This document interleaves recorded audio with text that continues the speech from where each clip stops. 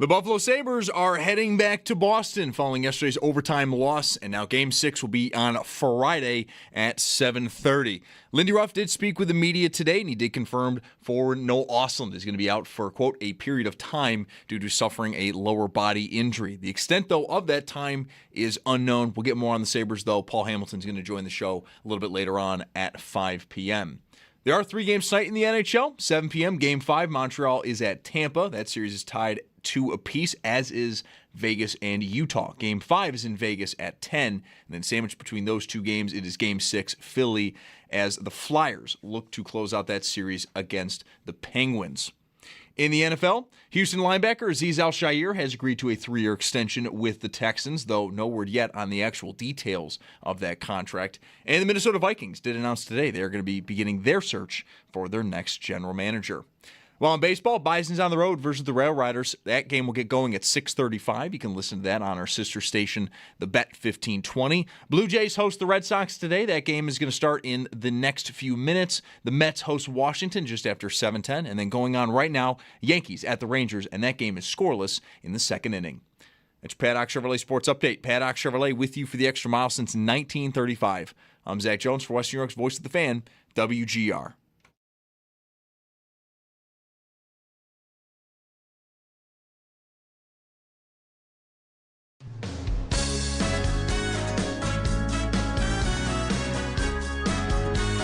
Schopp and the Bulldog. Uh-oh. Guess what day it is? Guess what day it is? Huh? Anybody? Monday, Tuesday, hump day is halfway. It's Mike Schopp. Mike. What day is it, Mike? And the Bulldog. Hey, guess what day it is? Oh, come on. I know you can hear me. It's Mike Schopp and the Bulldog. Guess what today is? It's Hump Day. Woo-hoo! On WGR. Hump Day! Sports Radio 550. Struggling with the hump. I don't feel like I'm on the verge of clearing any hump.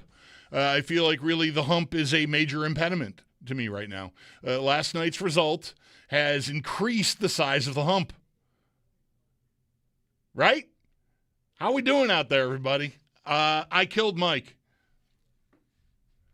I mean, not literally, but he's not here again today. He missed Monday. He couldn't talk Monday. Could barely talk yesterday, and was definitely coming to do the show anyways. So my inviting him to come sit 9 rows up at center ice last night did not, I don't think, have any real bearing on his missing today. I think he would have, because believe me, I was with him the whole night, and this is not a man who was walking around the concourses talking it up and visiting with friends. He got in that seat and never left until the game ended. I don't even think he got up to go to the John. And he did not say barely a word above a whisper to me because his voice was bothering him. Anyway, he's not here today, but I don't think I compounded things by bringing him to the game. He wasn't going to be able to talk after blowing it out yesterday, doing 4 hours from the concourse prior to Game 5. The potential clinching scenario goes by the boards as the Sabres lose 2-1 in overtime to the Bruins. You want to know how sure I was they were going to win this game last night? How sure I was? Well, I mean, the commitment I made to get those tickets says one thing about it. How about this? I got in my truck after that ended, and I'm listening to Brian Koziel and some new guy hosting postgame. That was my son. And thank you for all the compliments.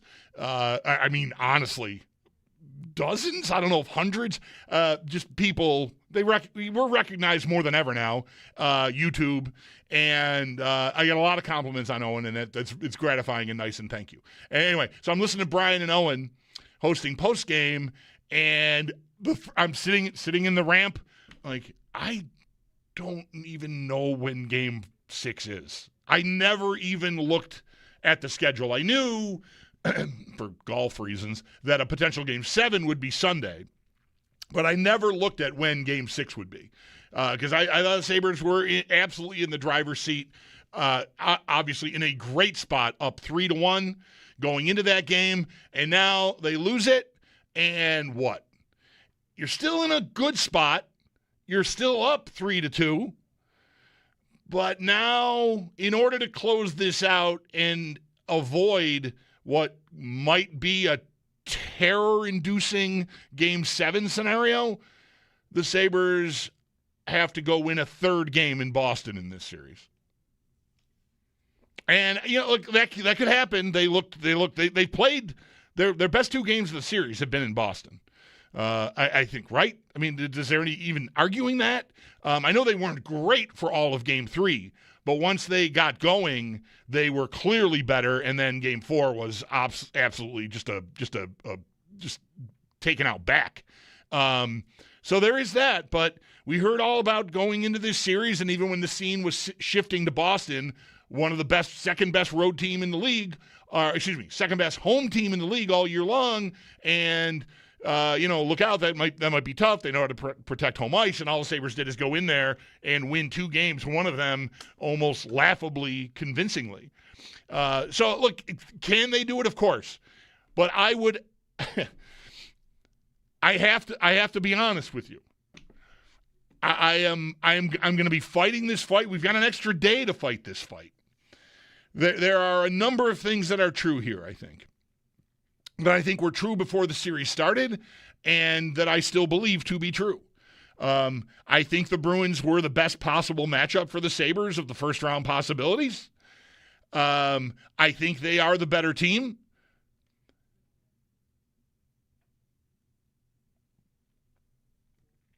But I'm super nervous now. I am also from here. I've lived here for all but 2.5 years of my life. So I've grown up here. I became an adult here. I moved away for a little bit, and I came back and kind of, to some degree or another, I don't know, as best I possibly could, got my you-know-what together. And, I have a life. I have a career. I have a wife. I have a home. I have a family. But it's all here. And so... 3-1, easy street, they're going to win. I don't even care. I'm wearing my Sabre hat because if they get a hat trick, I'm going to throw it on the ice. I don't care. I want to be here for this moment. I have never had a big game like that moment. And I know it's just the first round of the playoffs, but I've not been any of the Bills' playoff wins over the years. I've seen Sabre playoff games in person where they've won games. I was at Matthew Barnaby's hat trick on Mother's Day in 1998. That was awesome. But I've never seen them clinch a playoff series. And so last night felt like that opportunity for me. So I poured it all out, super confident.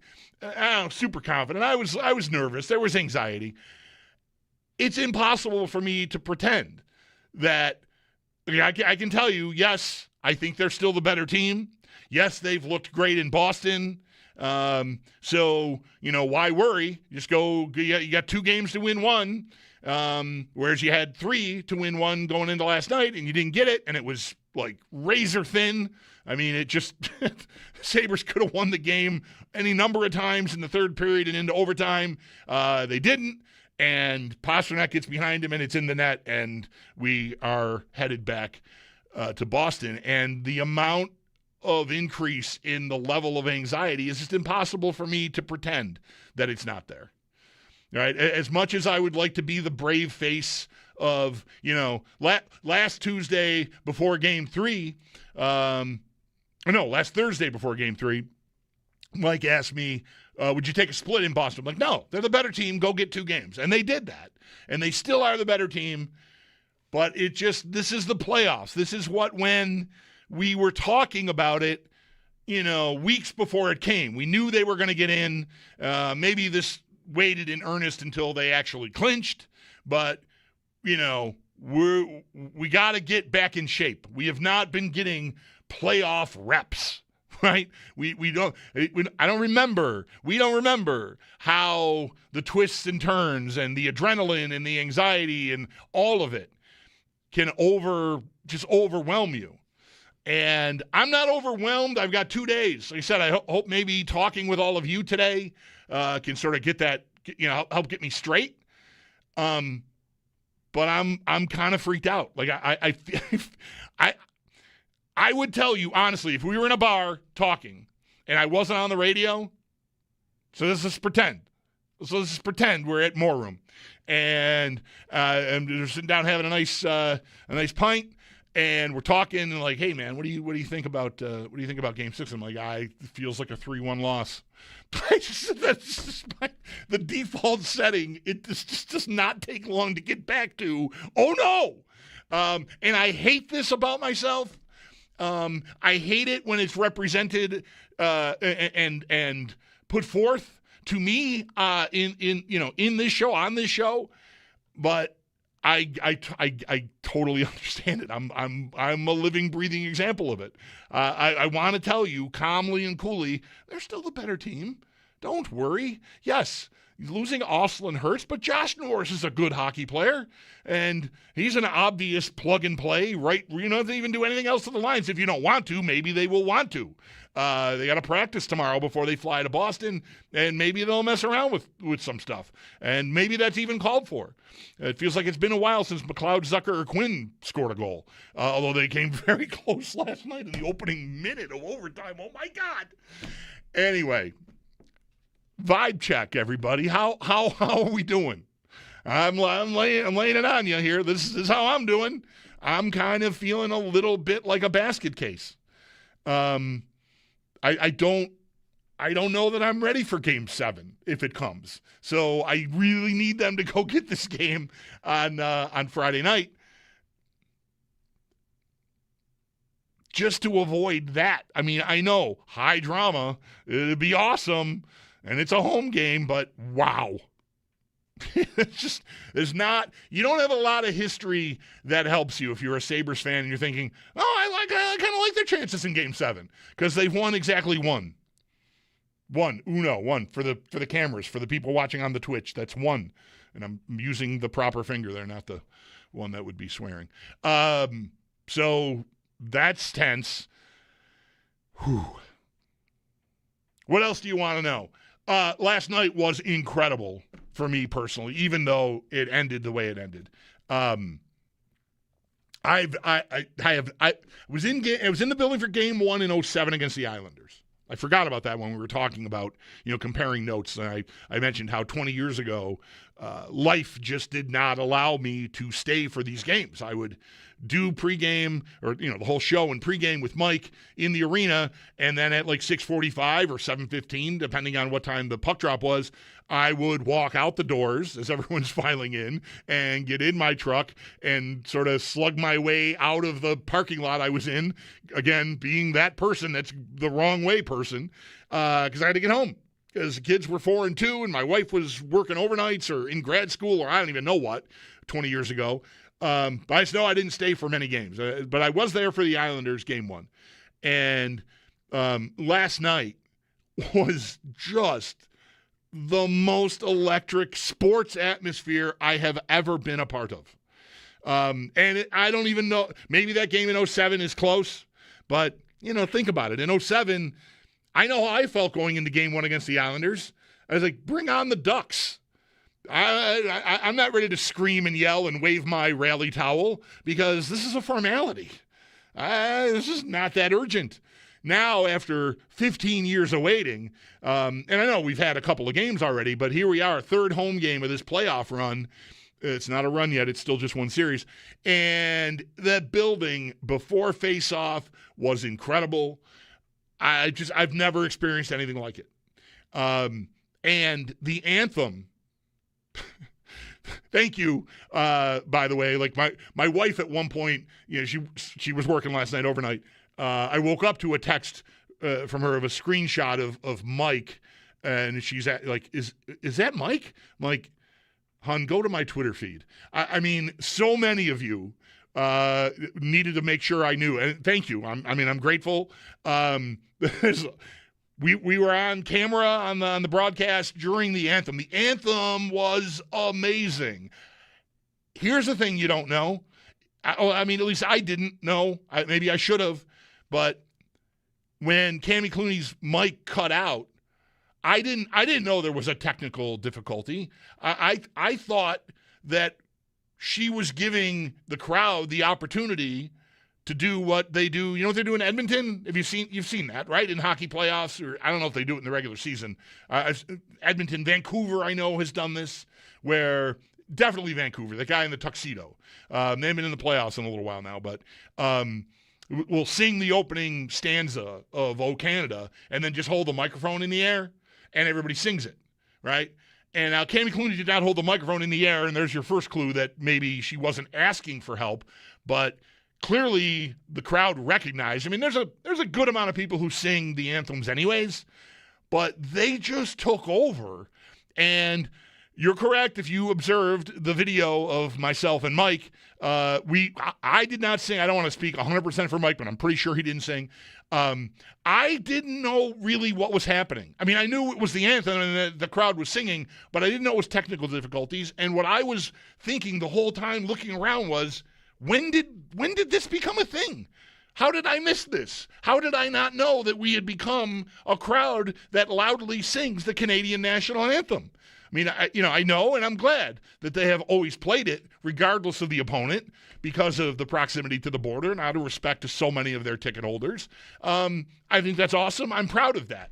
And I'm proud of the way that crowd reacted. But I thought I missed a meening. I mean, I'm on the radio, and I'm thinking, how did we not talk about the fact that we do this now? It turns out we don't. We just did. It's not a thing that we've been doing. Maybe it will become one now, and that's awesome.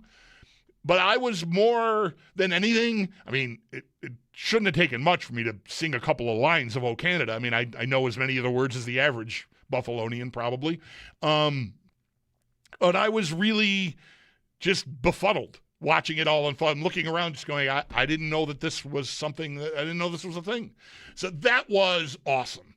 And I love seeing so many Canadian listeners. And I even heard some people calling Brad and Tim in the show before this one, complimenting the fans. And it was a really cool moment to be a part of. And I said, I don't think I said this on the air yesterday, but we settled down into our seats, and I'm like, all right, now I'm relaxed. Like leading up to the game, I'm tense. We're working. I'm trying to do a good show, but I'm distracted, and my mind is racing, and my stomach's in knots. Okay, I got a can of beer. The game's about to start. I'm in my seat. This is great. I think I said to Mike, if they get a power play goal early, this place is going to go insane. And then they did. I'm like, okay, here we go. And to Boston's credit, man, they really buckled down. I thought this game was Buffalo's game to start, maybe for the first 10 minutes or so, and then Boston just slowly took it over for the next 30 minutes or so.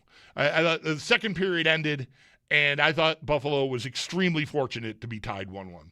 I thought Boston was the much better team and the much more dangerous team in the second period, and even had some opportunities to beat Lyon.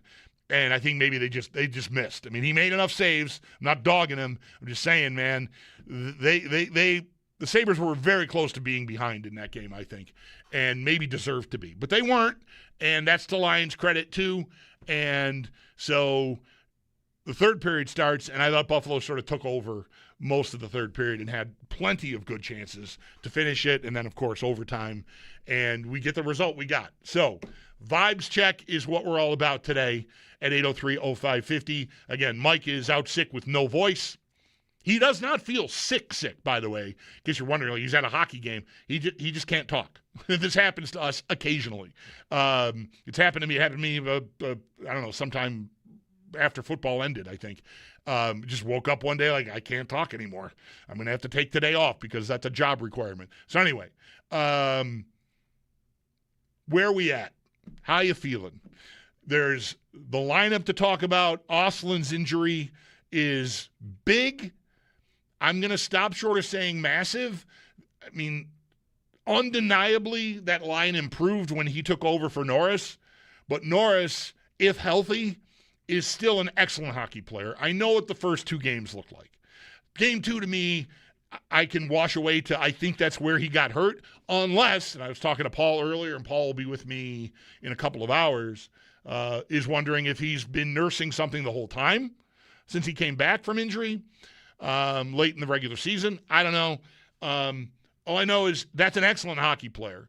And yes, you're going to miss Oslin because of what you were getting from him that you weren't getting from Norris in the first 2 games.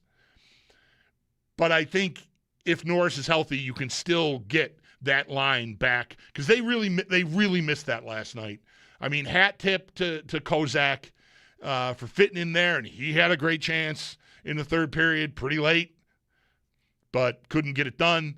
Good for him for stepping in, but they have a very obvious plug-and-play replacement for Oslin, and that is Josh Norris. So I'm gonna hold steady on what level of crisis that is. But there is talk here that Lindy may tomorrow want to look at some different combinations and see what happens. So we'll probably have that to talk about, if not so much today, maybe more tomorrow after they practice and then fly to Boston for Game 6 on Friday. 803-0550 is the number. JD will lead us off here in the 3 o'clock hour. Hey, JD, how you doing, man? Thanks for calling. You're on WGR. Pleasure, Bulldog. Great talking to you today. I just wanted to say my old man took me down there when it was Pilot Field to watch it, when there was the Bisons, when it was the Pirates organization. And after that, we spent probably 6-7 times down in Buffalo every year. Bills games, Wings festivals, beer festivals, Bison games, of course, and Sabre games. And last night, when that anthem cut out, it left itself open to possibly some douchebaggery. But the people of Buffalo stepped up, and that was pure class last night. And as a Canadian, as a lot of stuff that's going on, we can definitely say that Buffalo is a friendly place for us Canadians, and we love you down there. And a lot of people up here are behind the Sabres and really hoping that we get to the next round and beat the dastardly Canadians. And we're going to do it, Bulldog. We're going to beat the Boston Bruins, and we're going to get to that next round, my friend. But I want to say, and I know it's been talked about all day, but just that meant a lot last night. Just everybody getting behind the anthem when the microphone cut out. Thanks, my friend. Have a good day. All right, JD, appreciate that. Yeah, I mean, I definitely feel that. The social media tells you that. I mean, I got a lot of Canadian audience that is, letting us know that we were on screen during that and complimenting the crowd and all of that. And again, a couple of them poking at me for not participating in the singing. But I never sing the anthem. I'm not a singer. I'd never sang in church. I'm not someone who sings. And so, but like I explained already, mostly I was just looking around wondering, when did this become a thing? I didn't realize it happened because there was a problem with the singer's microphone. I didn't have any. There's certain stuff you miss when you're at the game. I never saw Oslin get hurt. I'm sitting 9 rows up behind the benches, right? So there's a couple of dead spots, and one of them is the corner to the right of the Buffalo net. There's not an angle that I can see what's going on down there, and that happens to be where Oslin got fallen on by Middlestat. So I didn't see him. I couldn't hear him yelling, which other people could. The way the glass is in the arena, if you are sitting and your sight line, your head is above the glass level, you hear the ice a lot more than if you are lower and the glass it soundproofs you to an extent. So I had no idea what happened to Oslin until maybe, I knew he wasn't out there, but I didn't know why. I didn't know what had happened. I started to assume he must have gotten hurt, right? But I didn't see the play, I didn't hear the play, and just did not know. And so same thing with the microphone. And maybe if I was at home, I would have been watching Cammie Clooney more closely and see her sort of look, because you can watch the clip of it now, and you can tell that she's got a problem with the mic, and she's kind of looking behind her like what do I do now? And then the crowd just picked her up, and it was magnificent. There's a word I don't use a lot talking about a hockey game experience, but it absolutely was magnificent by the crowd. So, yeah, I mean, as many of you as want to get through to make that point, I'm totally here for you. Vibes check, folks. The Sabres missed an opportunity to knock out the big bad Bruins last night. They are now facing a Game 6 Friday night back in Boston with a potential Game 7 Sunday lurking.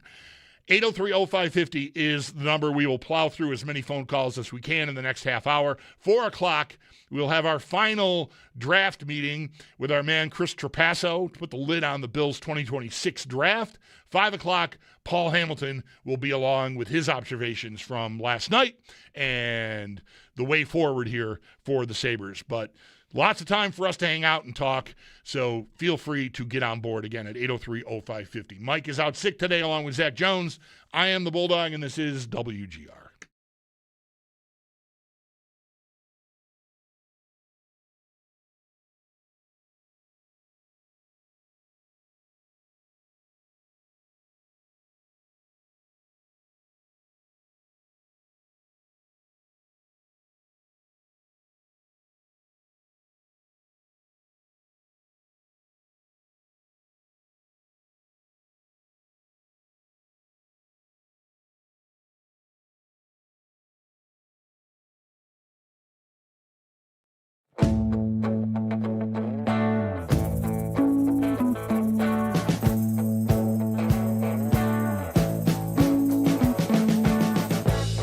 We've been living in sin so long, all the feels are gone. Fella stopped me on the street last night, said everything's alright. Roller coaster, make it through the day upright. It seems your meal ticket is gone, but life goes on. I could never imagine something better. Yeah, right. Now you're cooking on high heat in the middle of the street. Roller coaster, take me to a better time. Let's go! All sing your high line with the roller coaster of life. Yeah. It's time to all choose your timeline on the roller coaster of life.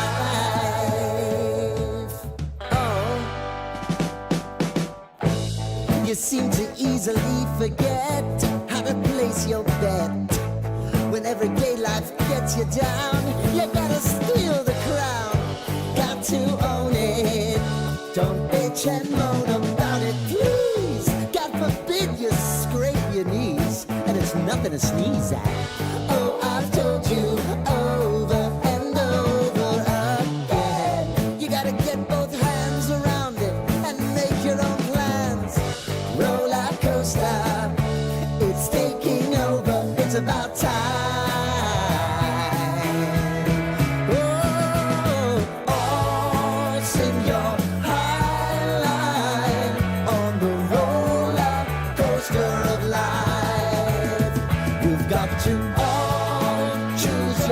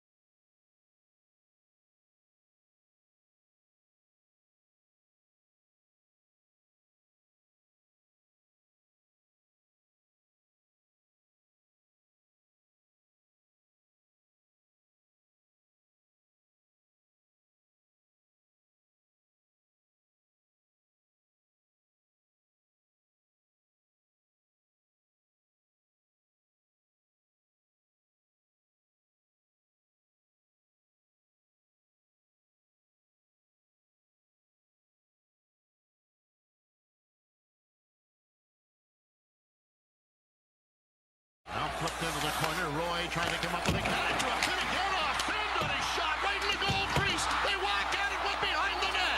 Round on the boards. Kalinder keeping it in. Kalinder got it to Hesh. He tried to clear it in front. Roy scores!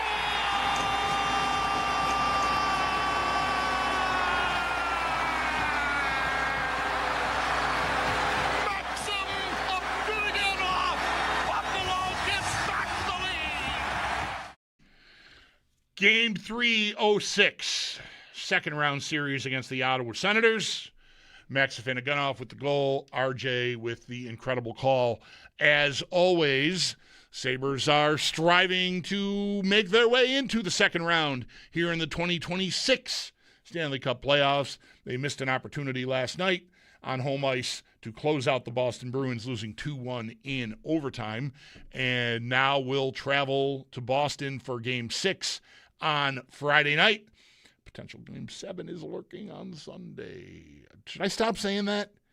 Should I put up a poll? Should I stop saying Game 7? You know what? I should. I only know when Game 7 was scheduled to be because I was trying to schedule golf around it. So I looked at the schedule. I did not pay any attention to when Game 6 was because I was so sure the Sabres were going to win Game 5 after Sunday, Game 4. And so I'd be better off, I think, I'm gonna pledge to you now. I'm gonna stop referencing Game 7. I'm gonna try to do that. I mean, I do have a job to do, but I think you probably know what happens if the Sabres don't win Game 6, right? We all do.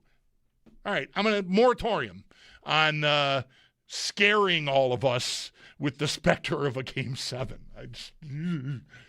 I'm done. All right, there. Everybody feel better? Okay, good. 803-0550 is the number. I'm Bulldog. Mike is out sick. He has no voice. If you were with us for any of yesterday's extended show, well, it wasn't extended. We started at the normal time and ended at the normal time. We were just live at the arena. You probably know why. He powered through yesterday but has nothing left for today, so hopefully he can recover and be back tomorrow. Scott is first up this segment. Hi, Scott. Thank you for calling. You're on the air here on WGR. Hey, Bulldog. Let's talk. Can we talk face-offs? Two questions. You can talk whatever you want. I mean, I will reserve the right to laugh or yell or agree. Why do the linesmen make it so technical about dropping the stick and puck? That's a great question. I mean, I don't know. I don't know. It's like, seriously, just drop the puck. There's more of that than ever, right? Like, it feels like it takes longer to drop the puck than it's ever taken. I imagine, I'm kidding around when I say I have no idea. My guess would be they're trying to make it fair as they can, but it has gotten pretty tedious. It's like something like, one guy has to have a stick before the other guy or whatever. It's just bizarre. It's just like, drop the puck. Yep. But then, why can't we win faceoffs? I mean, I think they said last night that, we lost 9 out of 11 in the third period.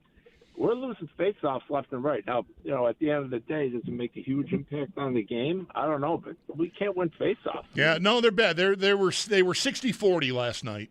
60% for Boston, 40 for Buffalo. It's been a tough series in that department. Why can't they win?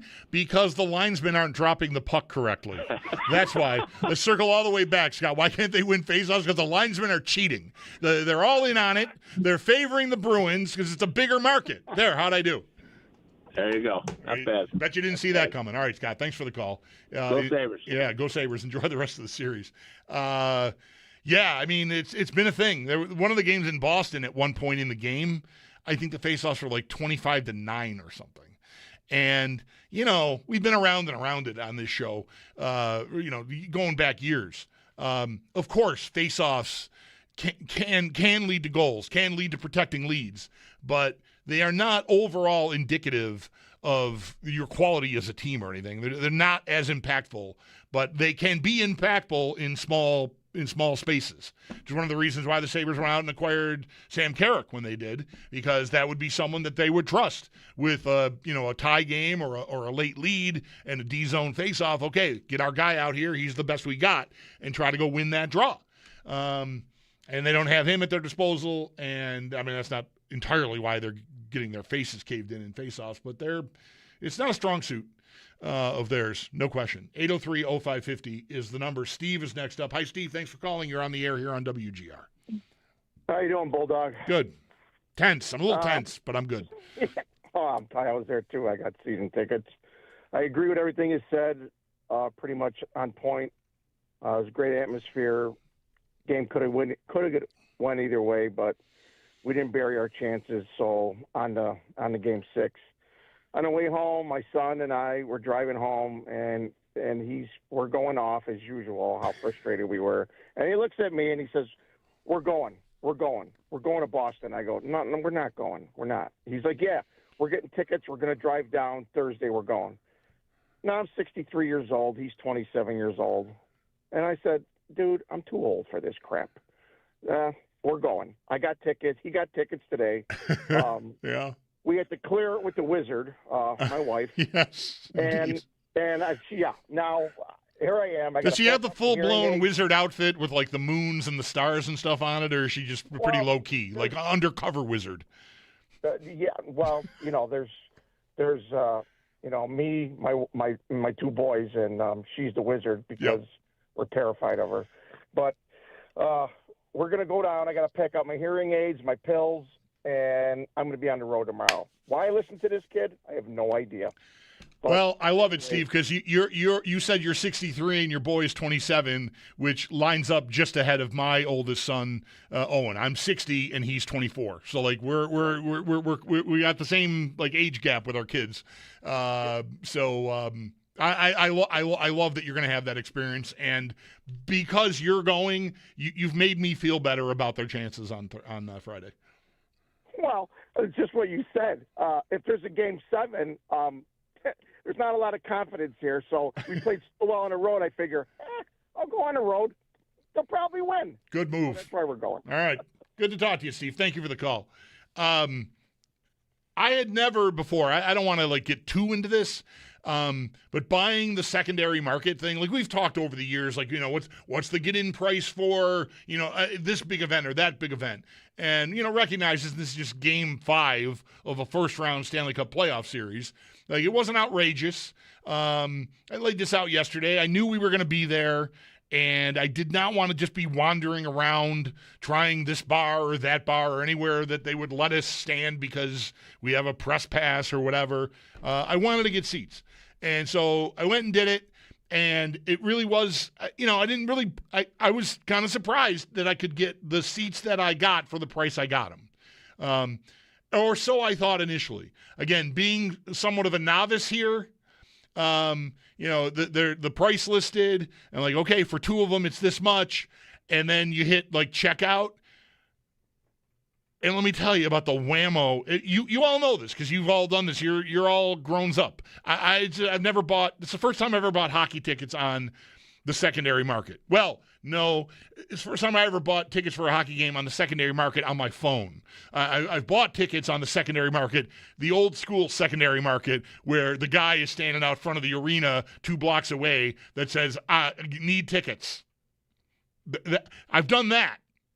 All right, but I've never done this. Officially team-approved resell. The service charge?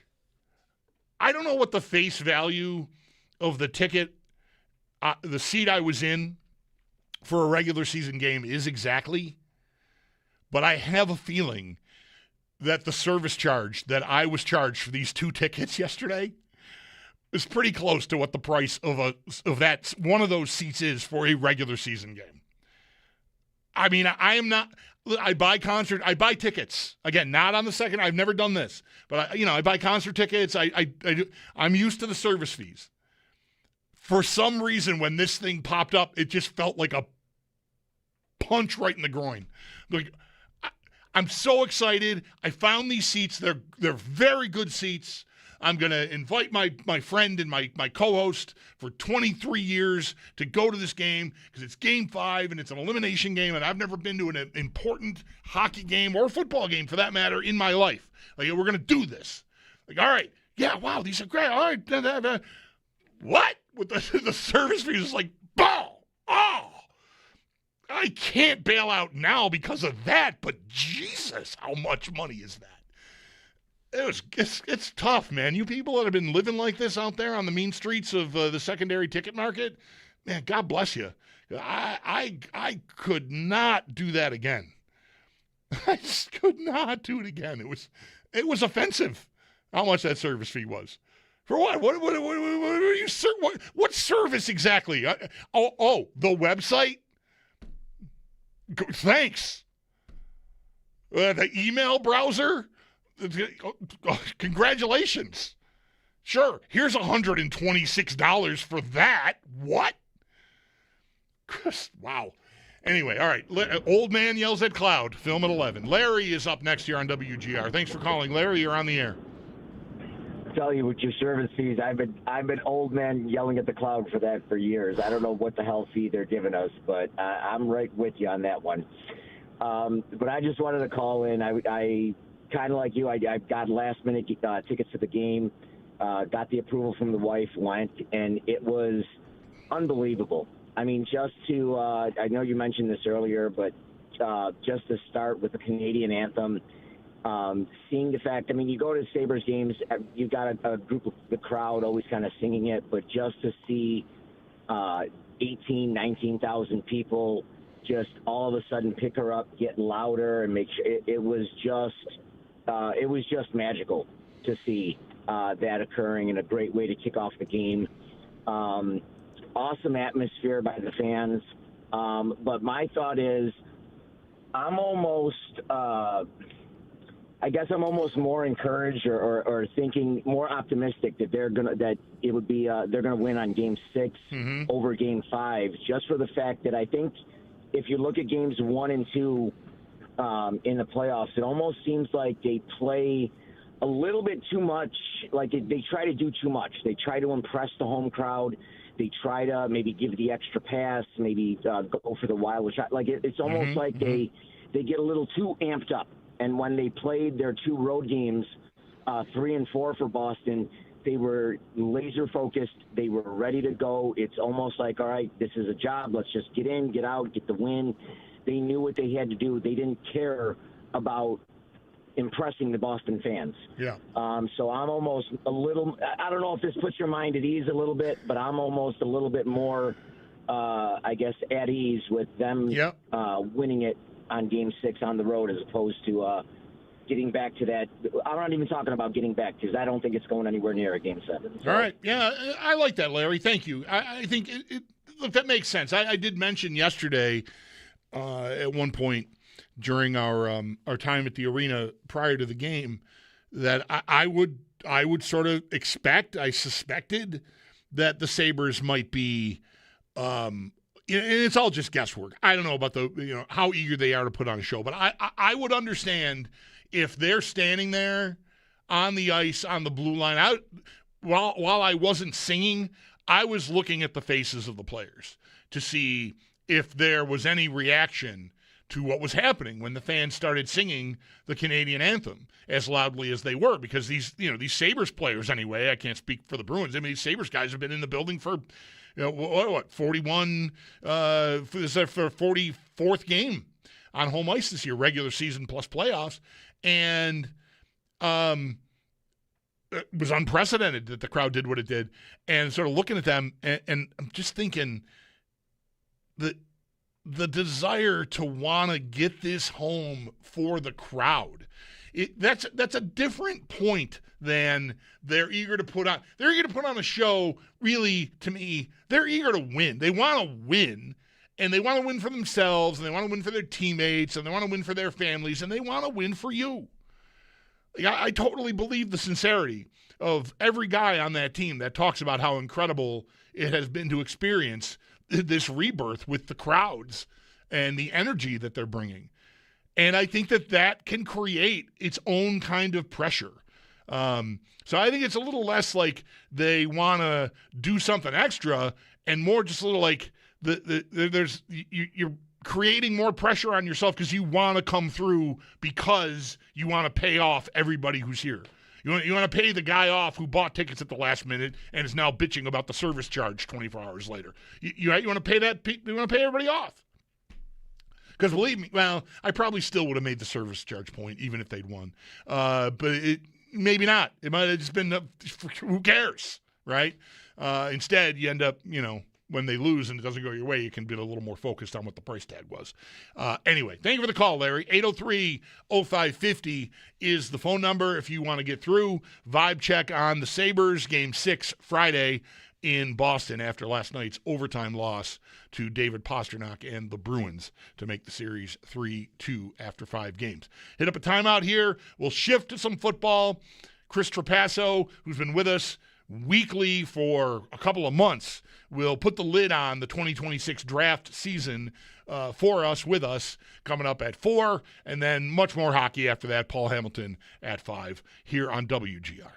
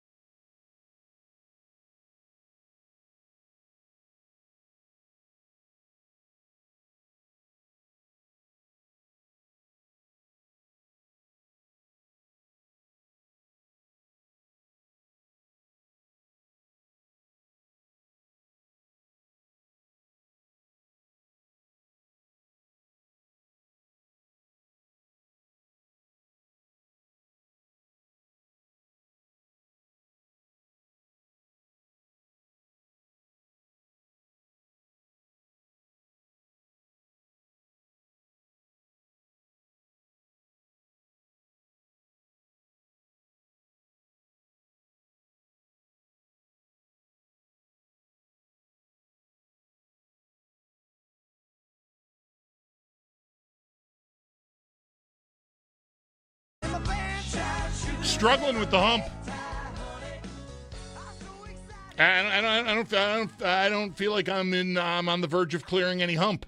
I feel like really the hump is a major impediment to me right now. Last night's result has increased the size of the hump.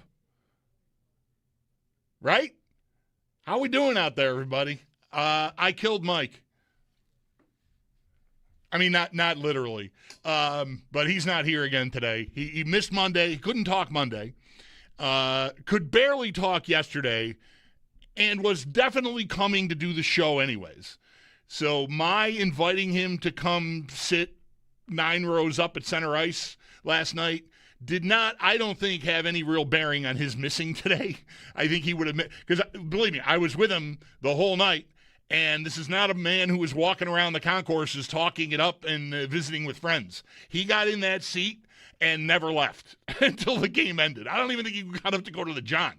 And he did not say barely a word above a whisper to me because his voice was bothering him. Anyway, he's not here today. But I don't think I compounded things by bringing him to the game. He wasn't going to be able to talk after blowing it out yesterday, doing 4 hours from the concourse prior to Game 5. The potential clinching scenario goes by the boards as the Sabres lose 2-1 in overtime to the Bruins. You want to know how sure I was they were going to win this game last night? How sure I was? Well, I mean, the commitment I made to get those tickets says one thing about it. How about this? I got in my truck after that ended. I'm listening to Brian Koziel and some new guy hosting postgame. That was my son. And thank you for all the compliments. I mean, honestly, dozens? I don't know if hundreds. Just people. We're recognized more than ever now. YouTube. And I got a lot of compliments on Owen, and it's gratifying and nice, and thank you. Anyway, so I'm listening to Brian and Owen hosting postgame, and I'm sitting in the ramp. Like, I don't even know when Game 6 is. I never even looked at the schedule. I knew, for golf reasons, that a potential Game 7 would be Sunday, but I never looked at when Game 6 would be. Because I thought the Sabres were absolutely in the driver's seat, obviously in a great spot, up 3-1 going into that game, and now they lose it, and what? you're still in a good spot. You're still up 3-2.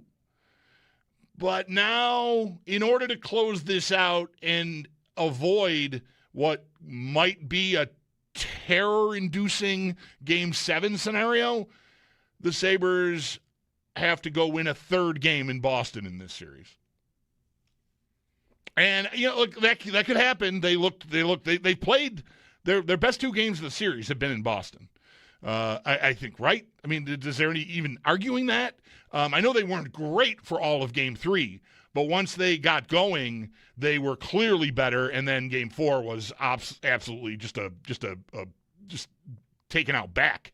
So there is that. But we heard all about going into this series, and even when the scene was shifting to Boston, one of the second best road team in the league, second best home team in the league all year long, and look out, that might be tough. They know how to protect home ice, and all the Sabres did is go in there and win 2 games, one of them almost laughably convincingly. So, look, can they do it? Of course. But I would I have to be honest with you. I'm going to be fighting this fight. We've got an extra day to fight this fight. There are a number of things that are true here, I think. That I think were true before the series started, and that I still believe to be true.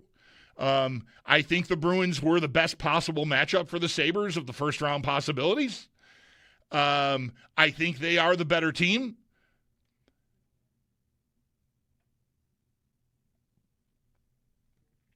But I'm super nervous now. I am...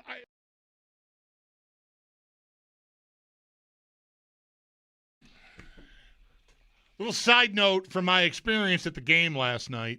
The serve yourself kiosks for food and beverages, thumbs all the way up. I have never purchased beer in the arena more efficiently than I did last night. I didn't do it a lot. I only had a couple of drinks. But pregame went down to like some craft beer station and picked out a couple of beers and you put them on the little pad. It tells you what they are. You tap your card and you're gone. All right, pretty cool. I did not have as much success with the process after the second intermission. I went into like drinks and snacks, like pretzels and chocolate chip cookies and nachos, and I grabbed a couple of waters and grabbed some nachos, and this didn't automatically tell you what you had. You had to like touch screen it, which was easy enough, but my attention is on the touch screen, and below the touch screen there was what appeared to me to be what I thought was the card reader. So it tells me to tap, and I'm tapping this thing, and nothing's happening. And I did twice. It's not working. Oh my gosh. Thankfully, a gentleman behind me in line, waiting for an opportunity to also purchase his items and get out of there, said, you're tapping the wrong thing, dog. And I'm like, oh yeah, it's right there. Oh, I see it. Okay, tap, good, gone. I needed to be rescued from the self-serve kiosk, because I was at a point where I was like, all right, what do I do with the stuff now?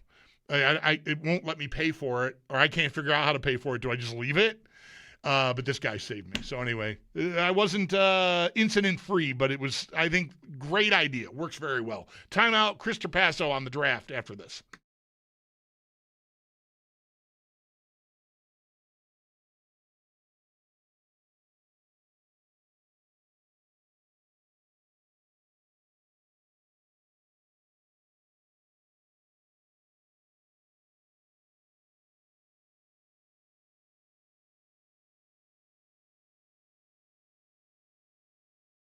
I am also from here. I've lived here for all but 2.5 years of my life.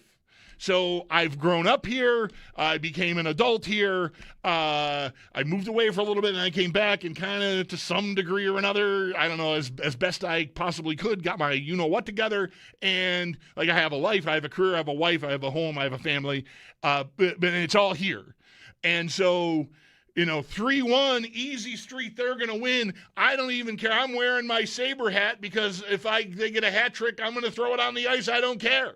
I want to be here for this moment. I have never had a big game like that moment. And I know it's just the first round of the playoffs, but I've not been any of the Bills' playoff wins over the years. I've seen Sabre playoff games in person where they've won games. I was at Matthew Barnaby's hat trick on Mother's Day in 1998. That was awesome. But I've never seen them clinch a playoff series. And so last night felt like that opportunity for me. So I poured it all out, like super confident. Super confident. I was nervous. There was anxiety. It's impossible for me to pretend that I can tell you, yes, I think they're still the better team. Yes, they've looked great in Boston. So, why worry? Just go. You got 2 games to win one, whereas you had 3 to win one going into last night, and you didn't get it, and it was like razor thin. I mean, it just Sabres could have won the game any number of times in the third period and into overtime. They didn't. And Pasternak gets behind him, and it's in the net, and we are headed back to Boston. And the amount of increase in the level of anxiety is just impossible for me to pretend that it's not there. All right? As much as I would like to be the brave face of, last Tuesday before Game 3, last Thursday before Game 3, Mike asked me, would you take a split in Boston? I'm like, no, they're the better team. Go get 2 games. And they did that. And they still are the better team. But this is the playoffs. This is when we were talking about it, weeks before it came. We knew they were going to get in. Maybe this waited in earnest until they actually clinched. But, we got to get back in shape. We have not been getting playoff reps.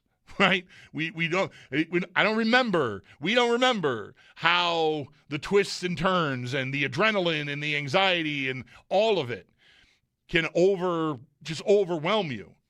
And I'm not overwhelmed. I've got 2 days. Like I said, I hope maybe talking with all of you today can sort of get that, help get me straight. But I'm kind of freaked out. Like I would tell you, honestly, if we were in a bar talking and I wasn't on the radio, so let's just pretend. So let's just pretend we're at More Room and we're sitting down having a nice pint, and we're talking and like, hey man, what do you think about Game 6? I'm like, it feels like a 3-1 loss. That's just the default setting. It just does not take long to get back to. Oh no, and I hate this about myself. I hate it when it's represented and put forth to me in this show, on this show, but I totally understand it. I'm a living, breathing example of it. I want to tell you calmly and coolly, they're still the better team. Don't worry. Yes, losing Oslin hurts, but Josh Norris is a good hockey player, and he's an obvious plug-and-play, right? You don't have to even do anything else to the lines. If you don't want to, maybe they will want to. They got to practice tomorrow before they fly to Boston, and maybe they'll mess around with some stuff, and maybe that's even called for. It feels like it's been a while since McLeod, Zucker, or Quinn scored a goal, although they came very close last night in the opening minute of overtime. Oh, my God. Anyway, vibe check, everybody. How are we doing? I'm laying it on you here. This is how I'm doing. I'm kind of feeling a little bit like a basket case.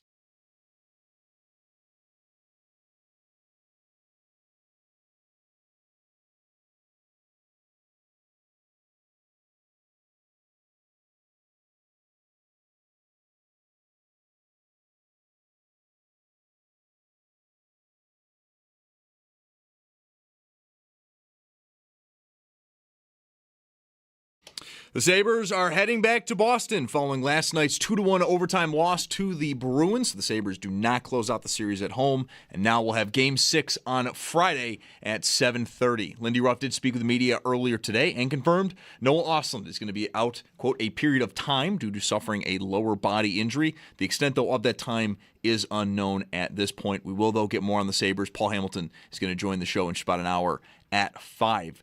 Around the rest of the league, though, we do have 3 games tonight, 7 p.m., Game 5, Montreal at Tampa. That series is tied at 2 games apiece, as is Vegas and Utah. Game 5 is in Vegas at 10 o'clock, and then sandwiched between those two, Game 6 in Philadelphia. The Flyers look to close out their series against the Penguins.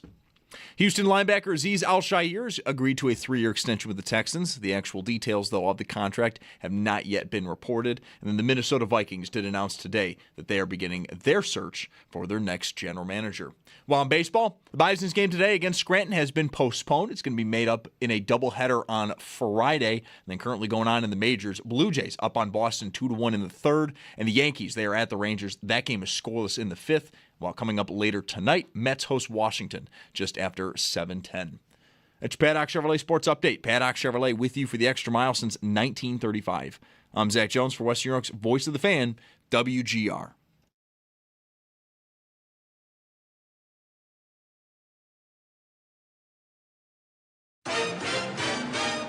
It's Mike Schopp and the Bulldog. They have this Panther sound effect that is just the cheesiest, stupidest sounding thing. Big voice guy going, Panther goal scored by Sam Reinhart. Where'd you get that thing? I trapped it. Been keeping it in my bathroom at the motel, feeding it old pizza. It's Mike Schopp. If you're calm, that wondrous big cat will be calm too. But if you're scared, that beautiful death machine will do what God made it to do. Namely, eat you with a smile on its face. And the Bulldog. On WGR, Sports Radio 550. Thanks for hanging out with us today here on WGR. Mike Schopp is out with no voice. I am the Bulldog, and I'm here. A little heartbroken, too strong. Yeah, I was really... I did a thing I never do, which is like buy those secondary market tickets because they're going to win this game, and I want to be there, and I want to be there with my partner, and this is going to be a moment. And overtime loss, tough one. Our guest on the West Her Hotline was also there. I trust, although I mean, this is a chance you could have lost your voice, and you're just such a gamer that you didn't tell us. You think you could just plow through one segment. But our buddy Chris Trapaso is on the West Her Hotline to help us put the lid on this year's NFL draft, but was also at the hockey game last night. Chris, first of all, good afternoon. Thanks for taking the time. And how are you feeling after last night? I think how you framed that, like borderline heartbroken, just because the atmosphere was so electric, and it felt like who's going to score that goal where we talk about the Drury goal and the Briere goal and the Finneganoff goal, like who was it going to be? And to be able to literally get to the point where it was in overtime and it's like you score a goal and you move on, and it didn't happen. It was not, I mean, we've certainly dealt with way bigger heartbreaks in the Buffalo sports lifetime, but it was kind of a bummer, absolutely. And it was just similar to the first 2 home games where I don't know if the Sabres were playing a little tight, but like the passing, the turnovers were not quite as crisp outside of the Dahlin goal. Right. So the draft, do you feel like the draft has gotten short shrift? I feel like I talked to Sal for 20 minutes on Monday, and like now I've got you today, and we talked to Sal for a little bit yesterday. I think this is the least talked about draft for me in my career, I feel like, because of the Sabres. They've sort of overwhelmed us all. Mm-hmm. But anyway, I'm glad that you're here to help us put the lid on it. Early, the Bills got a lot of credit for moving down. Then it seemed like nobody really liked what they did on Friday. And then Saturday was redemption day. How'd I do? Yeah. Is that pretty much how it went? That's 100%. I mean, I said it all leading up to the draft with you and Mike that I have trade down written in my Twitter bio because I'm a huge believer in that. Second time in 3 years that the Bills have made 10 draft picks. So that is the way philosophically to have the correct process. I didn't hate the TJ Parker pick. I totally understood it because I think in a kind of a smaller bucket of the stand-up rush linebackers on the outside, he had the fewest red flags. We talked obviously about Cassius Howell with the short arms. Mm-hmm. Derek Moore from Michigan did not test very well. There weren't a lot of those guys left, even at 35. So I was completely fine with that pick. I didn't love Igbinosin. And then Jude Bowery, the second selection in round 4, was a little bit underwhelming, and I was like, what's happening? But like you mentioned, then the rest of Saturday, I think they did a tremendous job. And it wasn't the sexiest draft, but it didn't need to be. They're bringing back 12 of their top 13 snap percentage players on the offensive side. So this is a team that's already still really, really good. And I completely agree that in Buffalo, like the hockey market is as good as any in America. I mean, we all saw the tweet last week where like the last, 10 years of the playoffs, the ratings have been the best in Buffalo. And the gold medal games, the last few Olympics, highest in Buffalo. So it does feel like that the Sabres have kind of overshadowed this draft. And I think that's completely justified. But yes, Saturday really redeemed themselves, and that's what happens when you have a ton of extra picks. You get more swings to redeem yourself, and Skylar Bell, the linebacker from TCU, Jalen Kilgore, I think those 3 selections consecutively were outstanding. Draftgradebook.com is where you can find a lot of Chris's work. And also now, as of this week, I think, did you start with a draft recap at Buffalo Rumblings, site producer there for that site. And I know we talked about this last week, and congrats on that. And the content's already there, and I retweeted some of it. So I would encourage folks to go check out what Chris is doing on that site now. Again, at Buff Rumblings is where you can find a lot of that work, or just right off Chris's Twitter feed, which is at Chris Trapaso, which is convenient because that's your name. Parker, the thing about Parker to me was that threw me off Friday night when they made the pick is that I was excited. We talked about it, like maybe a different, with a new coordinator, looking at some of the guys that were effective in Denver, like maybe it's time for like a speed. I wasn't as worried, easy for me to say, about the short arm thing with Howell specifically. Like, get me the guy that, like, yeah, he might not be much against the run and maybe more of a situational guy, but someone who maybe has an elite trait or something, like speed around the edge, bend.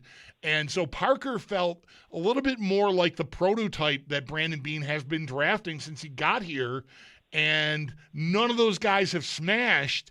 That doesn't mean Parker can't smash. It just means it's a little too familiar, I guess. Is that an unfair criticism, you think?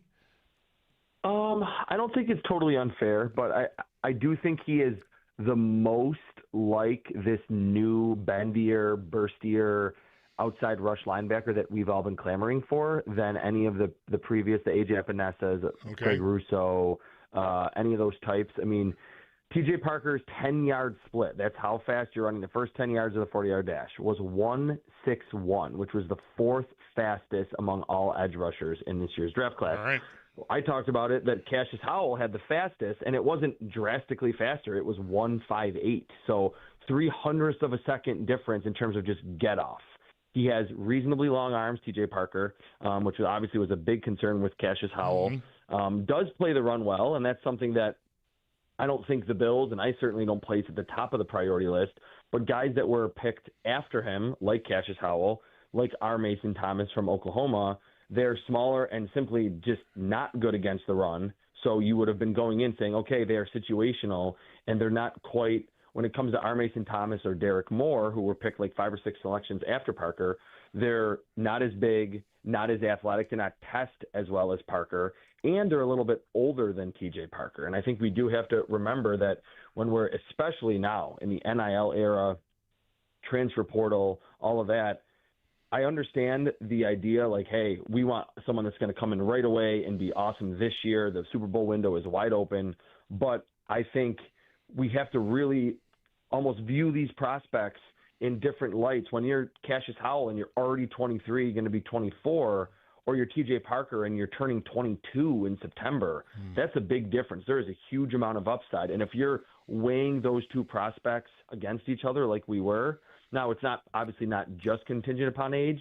What we saw from Cassius Howell, he did that at 23, while TJ Parker was doing everything last season at 21 at Clemson. So I think that's a big difference in terms of what they were able to show earlier in their careers in college and what it suggests about their futures, that there's just not as many older prospects, 23, 24, 25, who even in their first season are really good, because what they showed in college, the dominance against mostly younger players, kind of gave them an unfair advantage. So I do think T.J. Parker's age also factored in as well. Chris Trapaso, you are talking me into this car.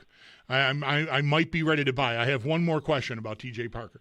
How much stock, if any, do you put in the much better year he had in 24 versus 25, and that there could be like sneaky value there, and there was, there were reasons why the new coordinator, the team wasn't as good. A lot of guys had a down year on that defense, and he was one of them off of what he did. Like, do you think there could be like some hidden value there? Yeah, and I think that's a great question, and it kind of harkens back to your first question about wanting that situational, just pass rusher, second and long, third and long. That's the role that he was in 2024. This new coordinator at Clemson last year asked him to do a lot more dirty work and play the run, and you're not going to rush the passer. You're setting the edge. You're making sure that the quarterback isn't rolling out and getting a free 10 to 15-yard run, or that there's not a tight end floating into the flat. There was a lot more, ironically, like Sean McDermott level asked from TJ Parker last season, as opposed to when he was a big recruit and even as a freshman, and then certainly as a sophomore in 24, when he had the 12 sacks, the 51 pressures, and he looked like, oh, this is a future top 20 pick. So when we saw TJ Parker in a pin your ears back, just get after the quarterback role, okay, occasionally play the run. If it is on second and long a run play or a 3rd and 8 run play, great.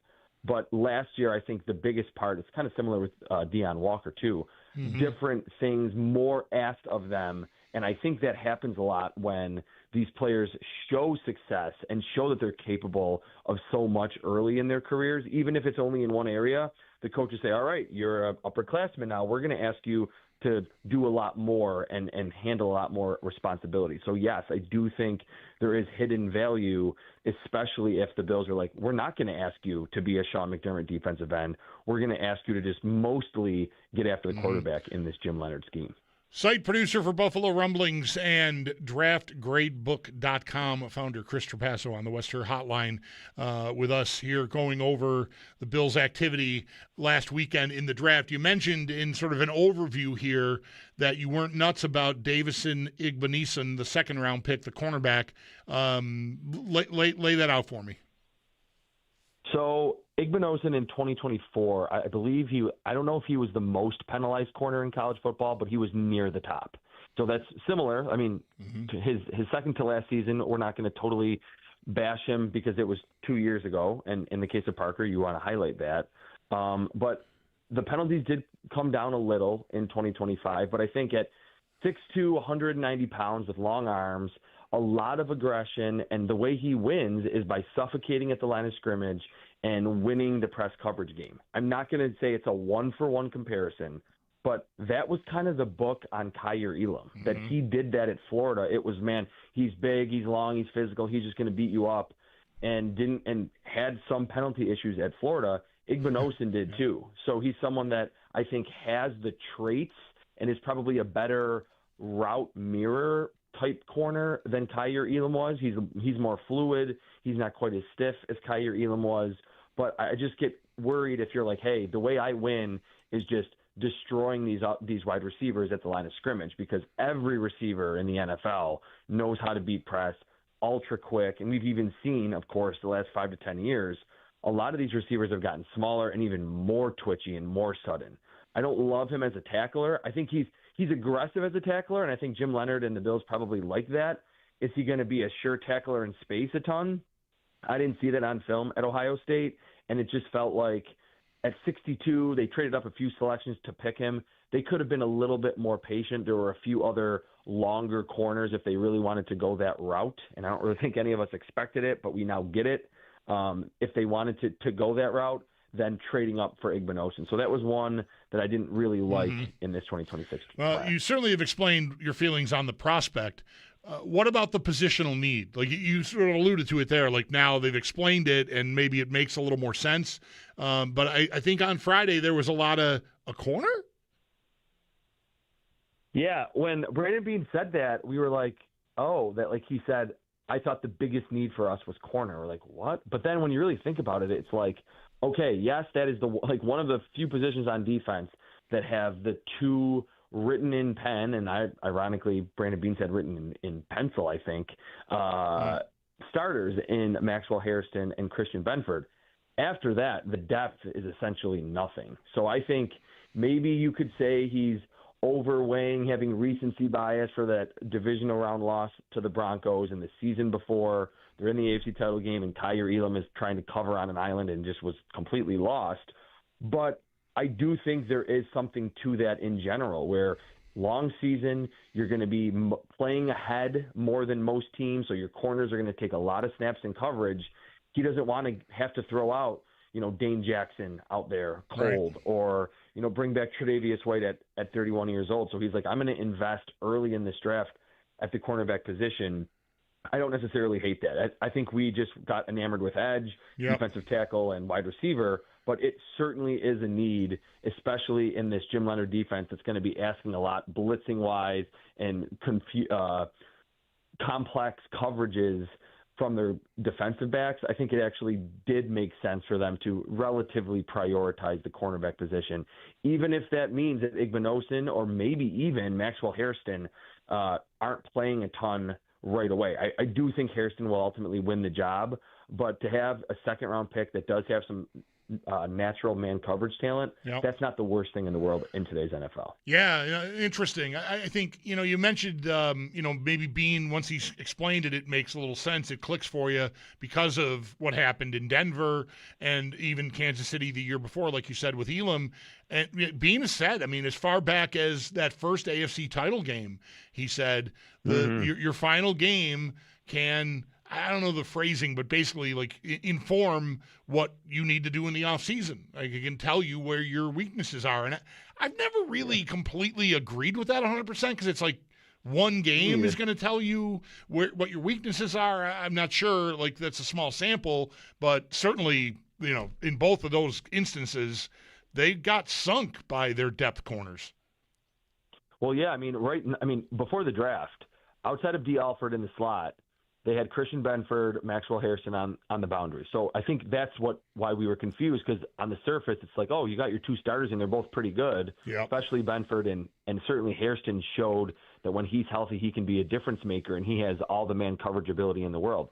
After that, the cornerback depth chart was Torrey Couch, MJ Devonshire, and we're not really going to count Dorian Strong because we don't know. There's so much uncertainty with his neck injury. So, I probably would have picked it maybe a round or two later, but maybe it was just a spot where the Bills were like, hey, Igbinosun is kind of sticking out.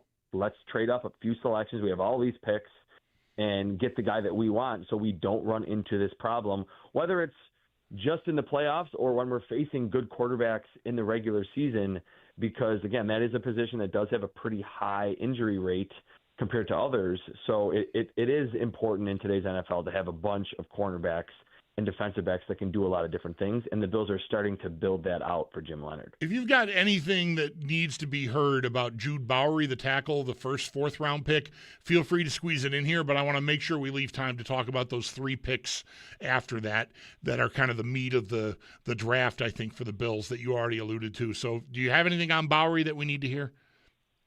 Super quick, there are, I think that's the pick that needs the most nuance, because there were other guard-only prospects I had graded higher, but he absolutely is the tackle guard versatility, swing interior or on the outside type blocker, and I think that's why they picked him. Big-time athlete, film wasn't amazing, only turns 23 this year, so I think that was more baked into that pick as opposed to just the straight grade that you would give to him. All right, we'll just fire through these here. Elaborate as much as you want. Skylar Bell. I said yesterday on our show that I would bet on him being significant, like on the field in 3 receiver sets by Halloween.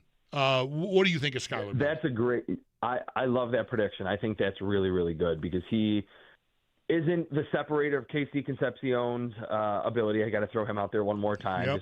Just give him one last plug. But he's not far off. He was one of the better separators in the class, what the Bills need. And what I like, too, at his size, he's not super small. He was like 6 foot 190. He's big size.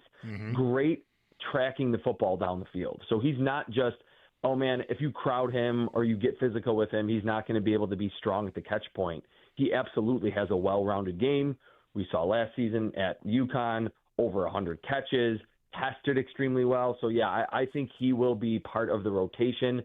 It's hard to say how many targets he'll get because they are going to try to spread it around. But I completely agree with you. That is a player that at his age, he's a little bit older, but with the athleticism and the production, he is one of those NFL-ready, high-floor wide receivers that I think is going to be really good in this offense. Real quick before we move on from receiver, how much stock are you putting in clean slate with Keon Coleman?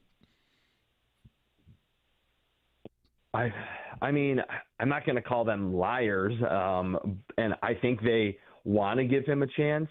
But to me, I think clean slate means, all right, we're not going to necessarily hold anything against you, but the presence of Skylar Bell and a healthy Josh Palmer that I don't think we've talked about enough, and hopefully he's fully recovered from that laundry list of injuries that he suffered last year.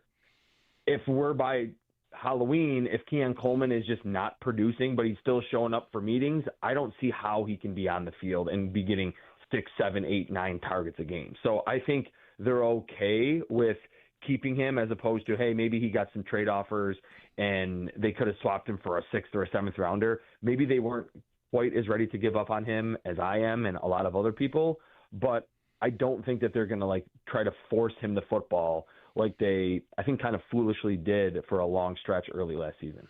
Caleb Elarms-Orr, 4th-round pick, linebacker, TCU. Is he someone you could see on the field? I don't want to say right away, but is he like a starting caliber linebacker in your view? 100%. He was my A-plus pick for the Bills. Ready for this? I had a top 20 grade on Caleb Elarms-Orr. Whoa! So when you're scouting the entire draft, you do come across a few of these every year where you're like, you have a guy as the 32 overall player and he gets picked in the 5th round and vice versa. That was this one for me because he was someone, his film was outstanding in my opinion. Looked at all the numbers, his tackle rate, he barely missed a tackle. He was really good in coverage, running with tight ends, understanding where to be in zone, making plays on the football in coverage, which you don't see a lot of in the college level, especially, TCU is not necessarily known for having a bunch of awesome linebackers in the league. That conference, Big 12, doesn't really play a lot of defense, honestly, and it's very spaced out. And he then tested extremely well. He ran 4.47, had a 40-inch vertical, big-time broad jump, so he's super explosive. That's ticking all the boxes for me. If your film is good, your analytics are really good, and then you test athletically extremely well, I didn't see why he shouldn't be the second off-ball linebacker off the board. So when he was still sitting there in the 4th round, I thought that absolutely was a home run of a pick, especially given Terrell Bernard's injury history and maybe the uncertainty in terms of a contract into the future for Dorian Williams. I think he's like a better, more refined version of Dorian Williams where you won't have as many, he was sucked in on play action or he didn't know where the football was in coverage. A lot headier of a player, but with the same aggression and range and explosiveness of a Dorian Williams. So, yes, I do think he is a starting caliber player. My comparison for him pre-draft was Quincy Williams, who's just who plays with his hair on fire and was really a difficult player for the Bills to play against the last couple of years with the Jets. Chris, my memory is not so great, so I'm not sure if this is like our 3rd or 4th year doing this with you where, for a couple of months before the draft weekly and then this recap. But so I don't know if you know this about me or not, but I am a sucker for the positionless guys. It's part of the reason I loved Emin Worry as much as an idea last year. Right. Kilgore is not he's not the physical specimen that Emin Worry was and did not have the combine that Emin Worry had, certainly. But Jalen Kilgore feels like one of these guys that's kind of like, is he a small linebacker? Is he a big safety? What am I doing with this guy? And I love throwing a dart on a guy like that. That's exactly what I think teams should do more of, especially in the 5th round. I had a 3rd round grade on Jalen Kilgore. And it's funny that you reference, he didn't work out like Nick Emanwari. Well, a lot of that is because Nick Emanwari had one of the best workouts that we've seen at the safety position ever. Right. Jalen Kilgore at 6'1", 210 ran 4.4 flat, 37-inch vertical, and an almost 11-foot broad jump. So he is a big-time athlete, played in the same defense, obviously, as Nick Emanwari, and moved into the Nick Emanwari role at South Carolina last season when Nick Emanwari was wrecking everyone on the Seahawks last year. So he absolutely is that type of player. He's in the box. He covers the slot really well. Most of his snaps, I believe around 70% of his snaps came as like a slot defender. And what's so fun about that is, and how the Seahawks use Emanwari, he's in the slot, he's covering your tight end, he's covering your slot wide receiver, and has the suddenness to do so. And then suddenly he's blitzing off the corner, and he's got that 4.4 speed and that explosiveness, and he's to the quarterback as a free runner in like 2 seconds. So he's someone that absolutely fits the modern-day NFL, not very uncomfortable in space, and has range and can do so many different things. I don't know, and we always were banging the table for this in the Sean McDermott era, and they never really drafted that player. But it feels like with Jim Leonard, who's going to ask so much in terms of different responsibilities of his front seven, I'm going to even put Jalen Kilgore into that front seven and say sometimes he's going to be a linebacker, like next to Terrell Bernard or next to Dorian Williams, and then other times he's going to be part of the secondary. So in round 5, for a round 3 guy with that athleticism and that experience from the SEC, that was a great pick. Is there anything, we're already over on time here, but just real quick on the last 4 picks, Durant, Pride Jr., Doman, and Reed Adams, is there anything that needs to be said? Not really. I mean, Toriano Pride ran 4.32, and Reed Adams is older, but there are some reps where you're like, whoa, he looks like someone that can be something as a run blocker or when dealing with power as a pass protector. So he has upside, even though he's a little bit of an older prospect. All right. Chris, excellent job all through here, March. And I think we had you even longer, started earlier than ever with you. And I know our audience appreciates it, and we certainly do as well. Congrats again on the Buffalo Rumbling stuff, and we'll make sure and stay in touch. And I'll be definitely hitting you up for some golf at some point. Whenever it stops raining, absolutely. No. And thanks for having me the last couple of months. It's always a lot of fun. All right, there you go. Chris Trapaso, Buffalo Rumbling site producer, draftgradebook.com. That's the lid sealing up. No, I'm kidding. We'll still talk plenty about these draft picks because we haven't done as much of it as we normally would have by now. So lots more of that to come, but that for now is going to be it with Chris Trapaso. As I said, I'm already late. 803-0550. Anything on the draft class is certainly up for discussion if you want. My instinct is to get back focused on the Sabres after last night and what Friday night will be with Game 6. Sabres still up 3-2 in the series. Vibes check, everyone. How are you feeling out there? I mean, undeniably, you got to be a little more worried than you were going into last night with a 3-1 lead, but still, they're in a good spot, just not as good as it was last night. Obviously, they've lost another game, and it's now 3-2. 803-0550, if you want to rap about that, would love to talk to you. Mike is out sick today. I'm the Bulldog, and this is WGR.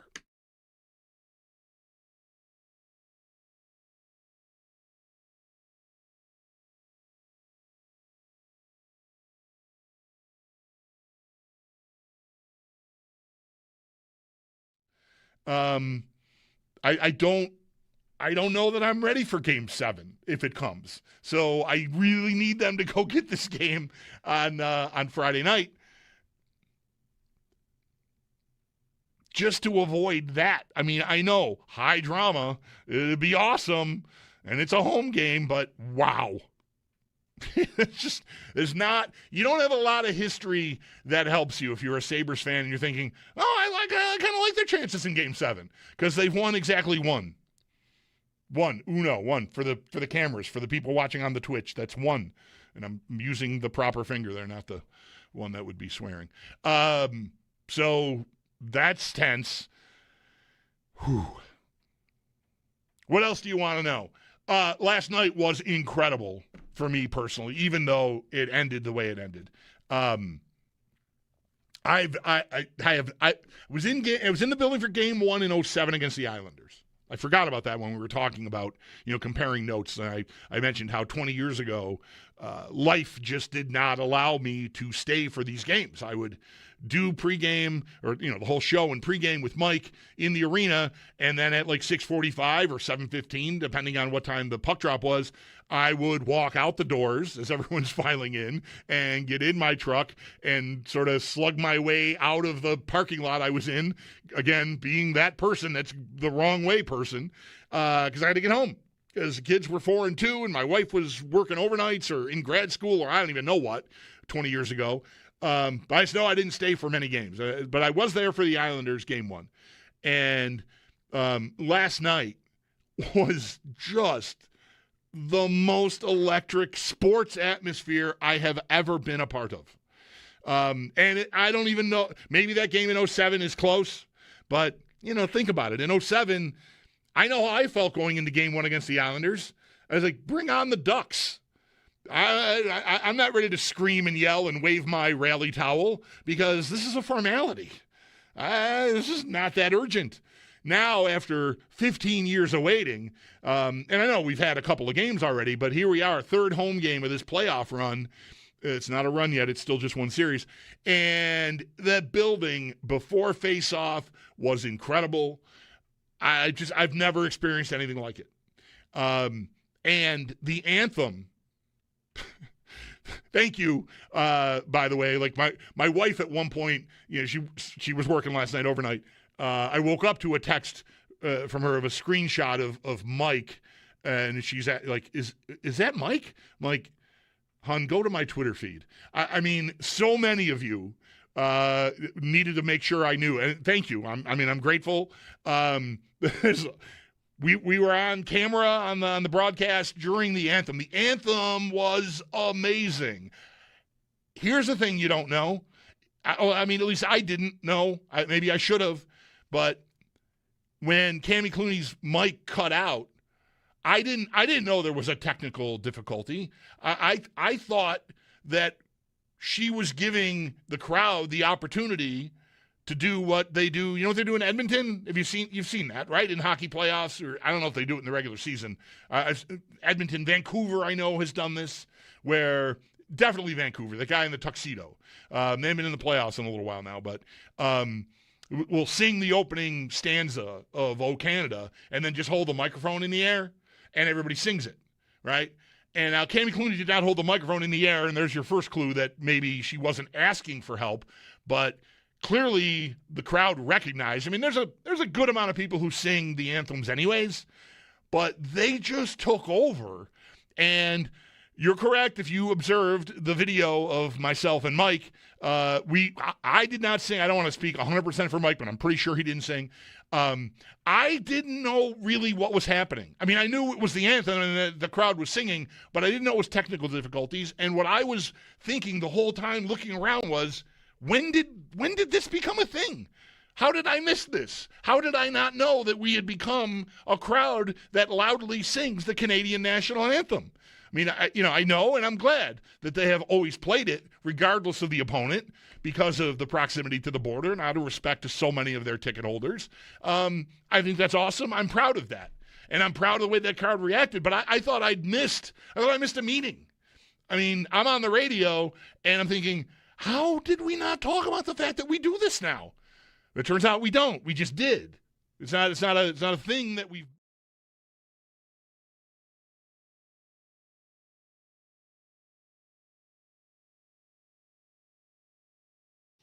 The Sabres do not close it out on home ice yesterday against Boston, and now the series will head back to Boston for Game 6. That'll be on Friday at 7:30. We did hear from Lindy Ruff earlier this morning, and he did confirm with the media Noah Ostlund is going to be out for a period of time after suffering a lower body injury, though the exact extent of that time period is unknown. We'll get more, though, on the Sabres. Paul Hamilton is going to join the show in just about a half hour at 5.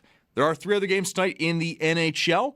7 p.m., Game 5. Montreal is at Tampa. That series is tied at 2 apiece, as is Vegas and Utah. Game 5 in Vegas is at 10 o'clock, and then sandwiched between the two of them is Game 6 in Philadelphia. The Flyers looking to close out their series against the Penguins at 7:30.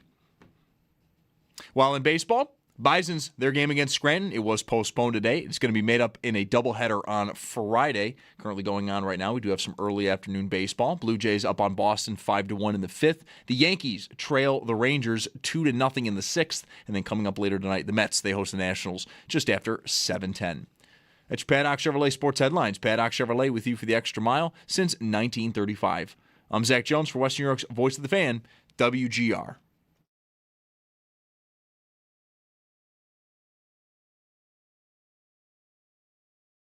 My two biggest concerns right now for the beloved Buffalo Sabres. First, the injury to rookie Noah Ostlund. They are expected to get center Josh Norris back from injury, but the bottom line is that Ostlund's line with Josh Doan and Zach Benson was much better than the version that had Josh Norris in the middle. Meanwhile, where did Tage Thompson go? A secondary assist on the power play goal in Game 5, another assist on the Sabres' 6th goal in Game 4. Tage doesn't have a goal scored since Game 1. They need him big time to put the Bruins away. That's our buddy Greg Wyshynski from ESPN, a little piece he posted on social media earlier today. He was also a guest on our show yesterday prior to Game 5. And, I think both of those things are definitely concerning. It's undeniable. Norris was not giving them anything near what they've been getting from that line with Ostlund since he took over for Norris. And I'm going to talk to Paul in about half an hour here, our Paul Hamilton. He and I had a brief visit this afternoon. He was here at the studios, and we talked a little bit about this. He suspects maybe Norris has been dinged, just not 100%, like able to play to start the series, and then he aggravated something, and that's why he's been out. I thought his head first tumble into the boards in Game 2 was a head injury that he tried to play through, and then realized once he got through the game and came back to the rink the next morning, like, guys, I'm messed up. which happens sometimes with head injuries. But I'm just speculating, which is all we can do because they aren't required to tell us anything specific. So, we can guess. I'm trying to be somewhat responsible about it. It's observational. I saw him hit his head on the boards. You would hear him hit his head on the boards. I even had fans who were in the building say that he lined up at the wrong face-off dot after that. I didn't see that myself. Anyway, I think Norris, if he's healthy, gives you some hope. It doesn't have to be a devastating loss, but I'm not going to kid anybody. That line has looked like their best line, and it was again last night to start that game with Ostlund on it. I mean, he just helps everything. The power play too, and so losing him is big. But I do have a plug and play experienced. There's an experienced version of Noah Ostlund in Josh Norris. That's a little clumsy. I think Ostlund's a better playmaker than Norris is. Norris in his career has been more of a shooter, but he's a great skater. I think very good with the puck on his stick, and is very responsible defensively, which is something that like Ostlund gets a lot of credit for, and rightly so. So I don't think you're in a. It just could be worse. You've got a plug and play experience. I mean, he's your highest paid forward. That was something I wanted to keep mentioning yesterday, that it really is something that you could choose to leave a guy like Josh Norris out of the lineup. His spot on an offensive line, finger quotes, has been filled by Ostlund and extremely well. So he's not getting that spot back. I think now he will, but going into last night, he wasn't going to. The question was whether you would rather put Josh Norris last night on your fourth line in place of Tyson Kosak. And speaking of Paul, we will talk about this too, because I don't think we disagree. Like I didn't call for them to put Norris in over Kosak last night. I mean, the lineup as it was won you 2 games in Boston, and Kosak is a respectable fourth-line center. Norris is not a fourth-line center. But I do think he's good defensively, and I did want to mention yesterday, like I would listen to To me, there was no question that if you're going to put Norris in your lineup prior to Ostlund getting hurt, I got to settle this. Ostlund, I keep saying it. I'm flipping back and forth, and I'm driving myself crazy. Ostlund, I'm going to get used to that. Okay. There was no argument to me that Norris deserved his spot back on that line with Doan and Benson. But I did say this yesterday. I think I would listen to. I think you can make an argument that he deserves a spot in the lineup over Tyson Kozak, just from an experience standpoint. And lo and behold, as the game played out, and again, to be clear, this is not revisionist. I would not have done it either. But what I'm saying is I would have listened to the argument. I think it was an argument that you could make. And as it turned out, Ostlund getting hurt as early as he did put Kozak in a situation where he was largely playing with Benson and Doan, and that would have been Norris if he had been in the lineup, or at least you could have had that opportunity to do that with Norris, and that was the line you started the series with. And so that might have been a little bit more convenient because that line still was Benson. Watching Benson in person is tremendous. He is. There's like swear words involved in like every way I want to describe him, so I can't really do it for you like I want to. But he is. I can't take my eyes off him when he's on the ice. And he and Doan together with Kozak even, they zone time, but they just could not finish. And so, look, I would not listen to, well, if someone gets hurt, like this, that's too revisionist. Well, Ostlund got hurt, and if you'd had Norris, that would have been, you should have done it because you should have expected or suspected or just guard against the eventuality that someone's going to get hurt. I'm not getting ready for a game thinking about that necessarily. I'm trying to put my best lineup on the ice. And if you want to tell me that Norris, being the better hockey player than Kozak, makes that your best lineup, I'm not going to yell at you. I think that tracks. I think, again, there's an argument to be made.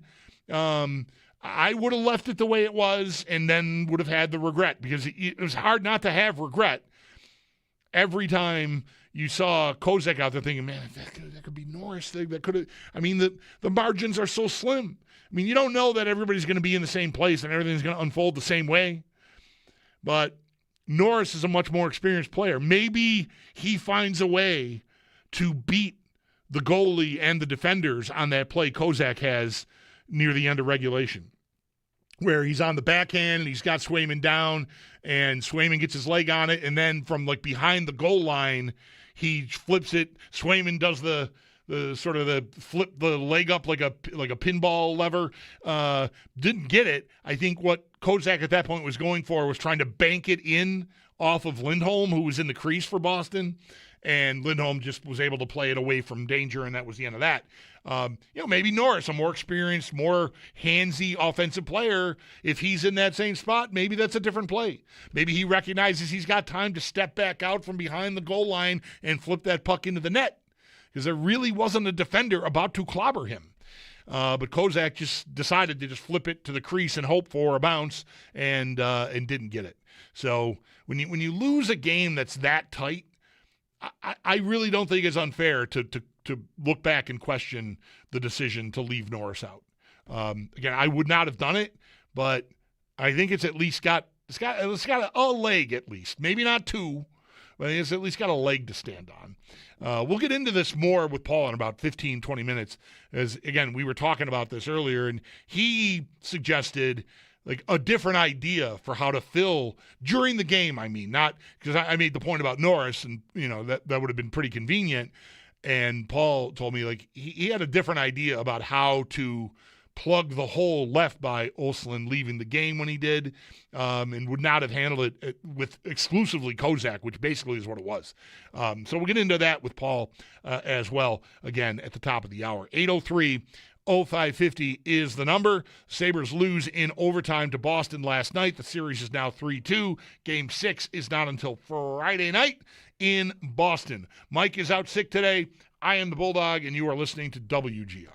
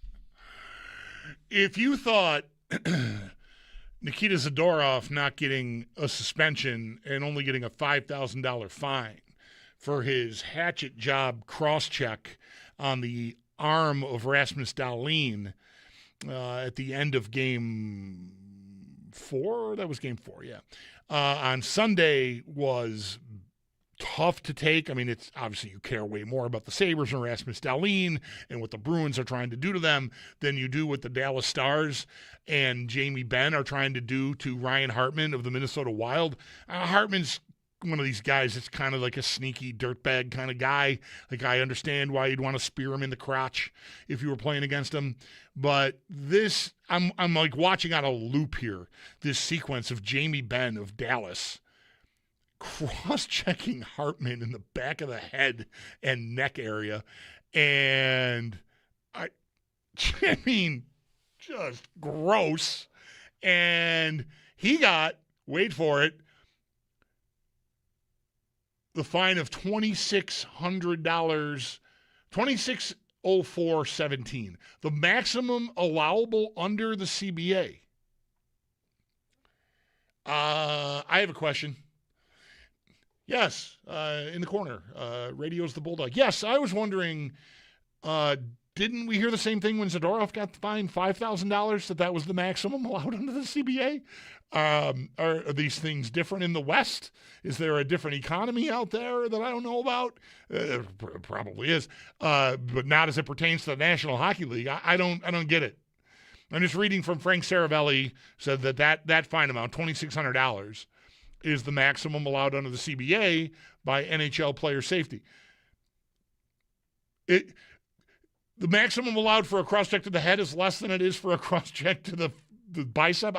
I don't get it. Anyway, another gross, dirty attempt to injure play that I don't think resulted in a grievous injury for the victim, but nonetheless, we get a no big deal. It's a fine. $2,600. Like, are you kidding? You should. I'll retweet this. It's and Saravelli, to his credit, even says, like, I think this deserved a suspension. I mean, I don't know. Maybe you could argue Hartman embellishes a little bit. He gets cross-checked in the neck. He went down in a heap. Yeah. Man. Never change, NHL. We love you just the way you are. And by love you, I mean we loathe you. Just as often as we love the game. We hate you, we love our team, and we love watching the sport. But how it is officiated and how justice is meted out is usually pretty absurd. And here's another. I just retweeted it. Yes, I multitasked. I retweeted that while I was talking. It's amazing that I could pull that off. Someone who couldn't buy water and nachos at a self-check kiosk last night at the arena managed to pull that off. I'll take a timeout. Paul Hamilton right after this on WGR.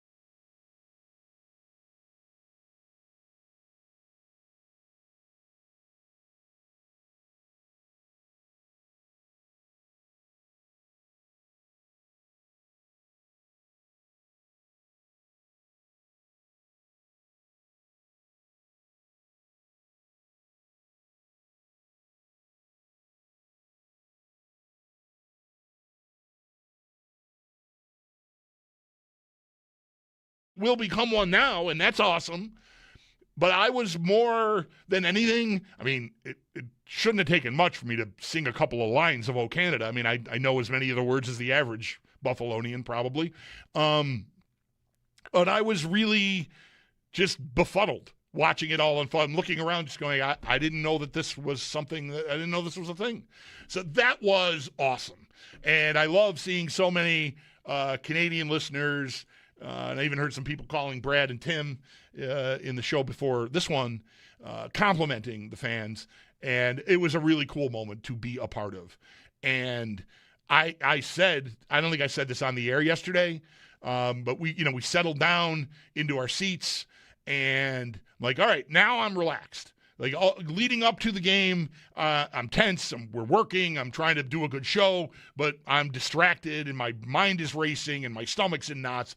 Okay, I got a can of beer. The game's about to start. I'm in my seat. This is great. I think I said to Mike, if they get a power play goal early, this place is going to go insane.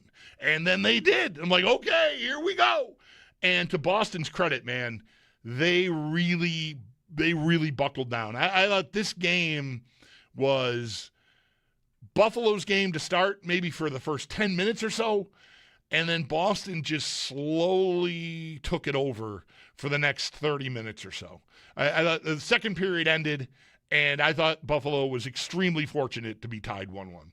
I thought Boston was the much better team and the much more dangerous team in the second period, and even had some opportunities to beat Lyon. And I think maybe they just missed. I mean, he made enough saves. I'm not dogging him. I'm just saying, man, the Sabres were very close to being behind in that game, I think, and maybe deserved to be. But they weren't, and that's to Lions' credit too.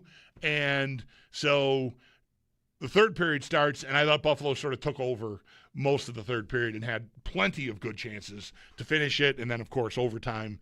And we get the result we got. So vibes check is what we're all about today at 803-0550. Again, Mike is out sick with no voice. He does not feel sick, by the way, in case you're wondering. Like, he's at a hockey game. He just can't talk. This happens to us occasionally.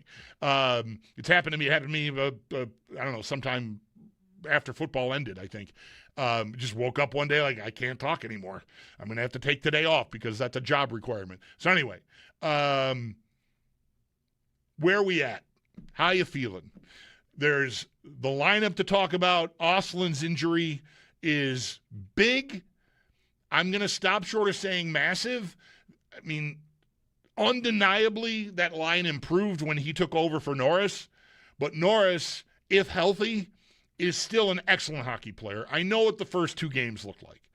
Game 2, to me, I can wash away to I think that's where he got hurt, unless, and I was talking to Paul earlier, and Paul will be with me in a couple of hours, is wondering if he's been nursing something the whole time since he came back from injury late in the regular season. I don't know. All I know is that's an excellent hockey player.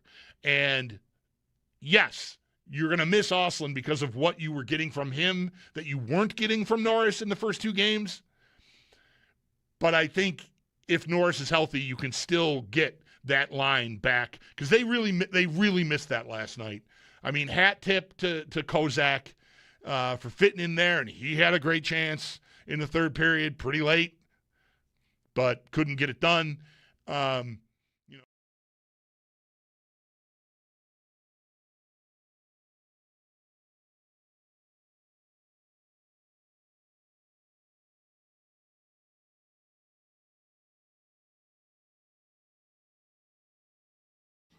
The Buffalo Sabres do not win it in 5. Instead, they will have to now travel back to Boston for Game 6. That'll be Friday at 7:30, following yesterday's overtime loss to the Bruins. Lindy Ruff did speak earlier today with the media and confirmed that Noah Ostlund will be out for a period of time after suffering a lower body injury, though the extent of that time is unknown. We'll get more on the Sabres coming up next when Paul Hamilton does join the show. Around the rest of the league, though, there are 3 games tonight, 7 p.m. Game 5, Montreal is at Tampa. That series is tied at 2 games apiece, as is Vegas and Utah. Game 5 is in Vegas at 10, and then sandwiched between those two is Game 6 in Philadelphia. The Flyers look to close out their series against the Penguins at 7:30. In the NFL, Houston linebacker Azeez Al-Shaair has agreed to a 3-year extension with the Texans that is worth $54 million. And the Minnesota Vikings did announce today that they are beginning their search for their next general manager. In baseball, the Bison's game against Scranton today has been postponed due to weather. It's going to be made up as a doubleheader on Friday. And then in the majors, Blue Jays up on Boston 7-1 in the 7th. The Yankees do trail Texas 3-0 in the 8th. And then coming up later tonight, the Mets, they host the Nationals at 7:10. That's your Paddock Chevrolet Sports Update. Paddock Chevrolet with you for the extra mile since 1935. I'm Zach Jones for Western New York's Voice of the Fan, WGR.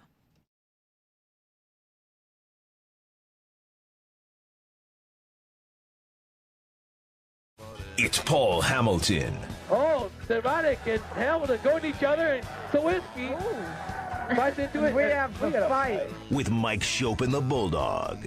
Snodcheck was just totaled by an Iowa State player against the board. I think it was by Hamilton. On WGR. Really a pretty unnecessary hit by Hamilton. Hamilton is still awfully mad. He's being held back. Number 17, Paul Hamilton.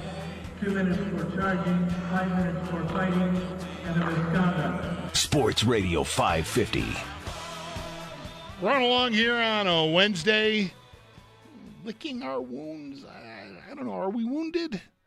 A little bit of the air came out of it. I mean, a 3-1 lead, party on, like buy tickets on the secondary market at the last minute because I want to see a series clincher, something I've never experienced in my life. And I even had new hats that arrived today to replace the hat that I was prepared to throw on the ice last night, which is something you got to think about depending on where you're sitting in the arena. And knowing where we were going to be sitting, I put on my relatively new blue Sabres cap and wore it to the game. And I told people pregame, I'm like, if there's a hat trick, I'm throwing this out there because I've got new hats coming tomorrow.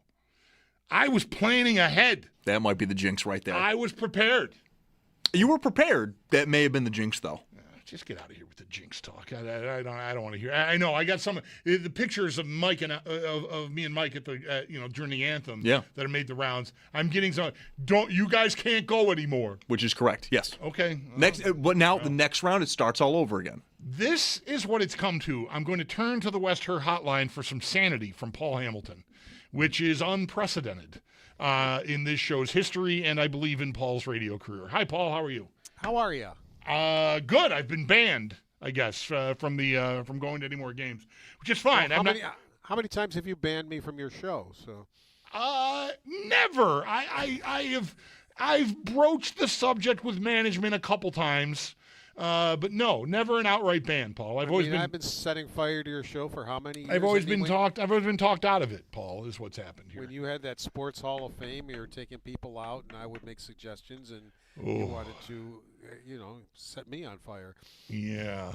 Well, here's where I want to begin. I'm going to just move on from the nonsense that I largely created of my own choice. How hard do you think it would have been for this team last night going into that game to not be a little tight? Because I know to a man, I totally believe the sincerity with which they speak about enjoying the atmosphere. I mean, it's even more than just enjoying. That's understating it. Just how great it's been to be, here on the ice, be a part of this team and see the energy in the building and feel the energy in the building. I'm standing there during the anthem and I've got goosebumps. I'm almost in tears. It's so powerful. And I'm thinking these guys want so badly to do this for everyone. And I think that creates a kind of pressure, even though they're up 3-1 in the series. What do you think? Yeah, I agree. And Lindy Ruff thought, because many of them have not been in deciding games in the NHL like that, and he thought they were a little uptight. Just the way he said they were going for a lot of safe plays, maybe that they didn't need to go to uncharacteristically, and he had the sense that maybe some of those guys were a little bit tight playing in their first game where they could eliminate the opponent.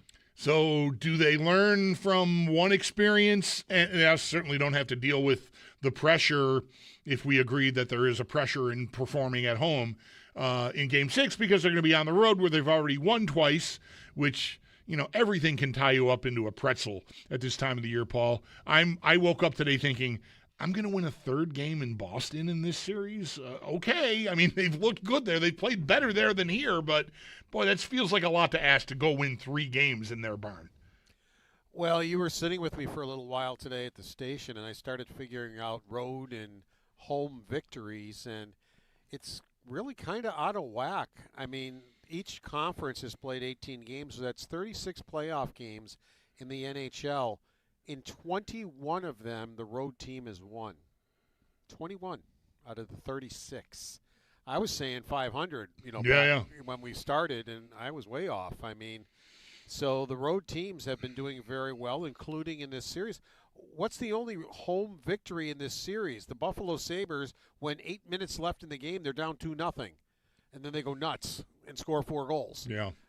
That's the only home victory in this whole series. So them winning 3 in Boston maybe doesn't sound so crazy with the way this has gone. So what do you think cost them last night? Like Boston, to me, you told us Lindy thinks maybe some guys were tight and they did some uncharacteristic things.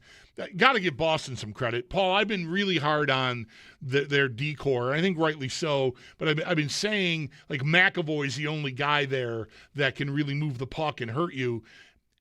Lindholm's a very nice defenseman. He's not that caliber, but he's a very nice player, and he made a tremendous play, obviously, on the game winner. So I've been wrong in excluding him because I think he's closer to McAvoy than he is to a Zadorov to me. He's a very pretty high level defenseman in the league.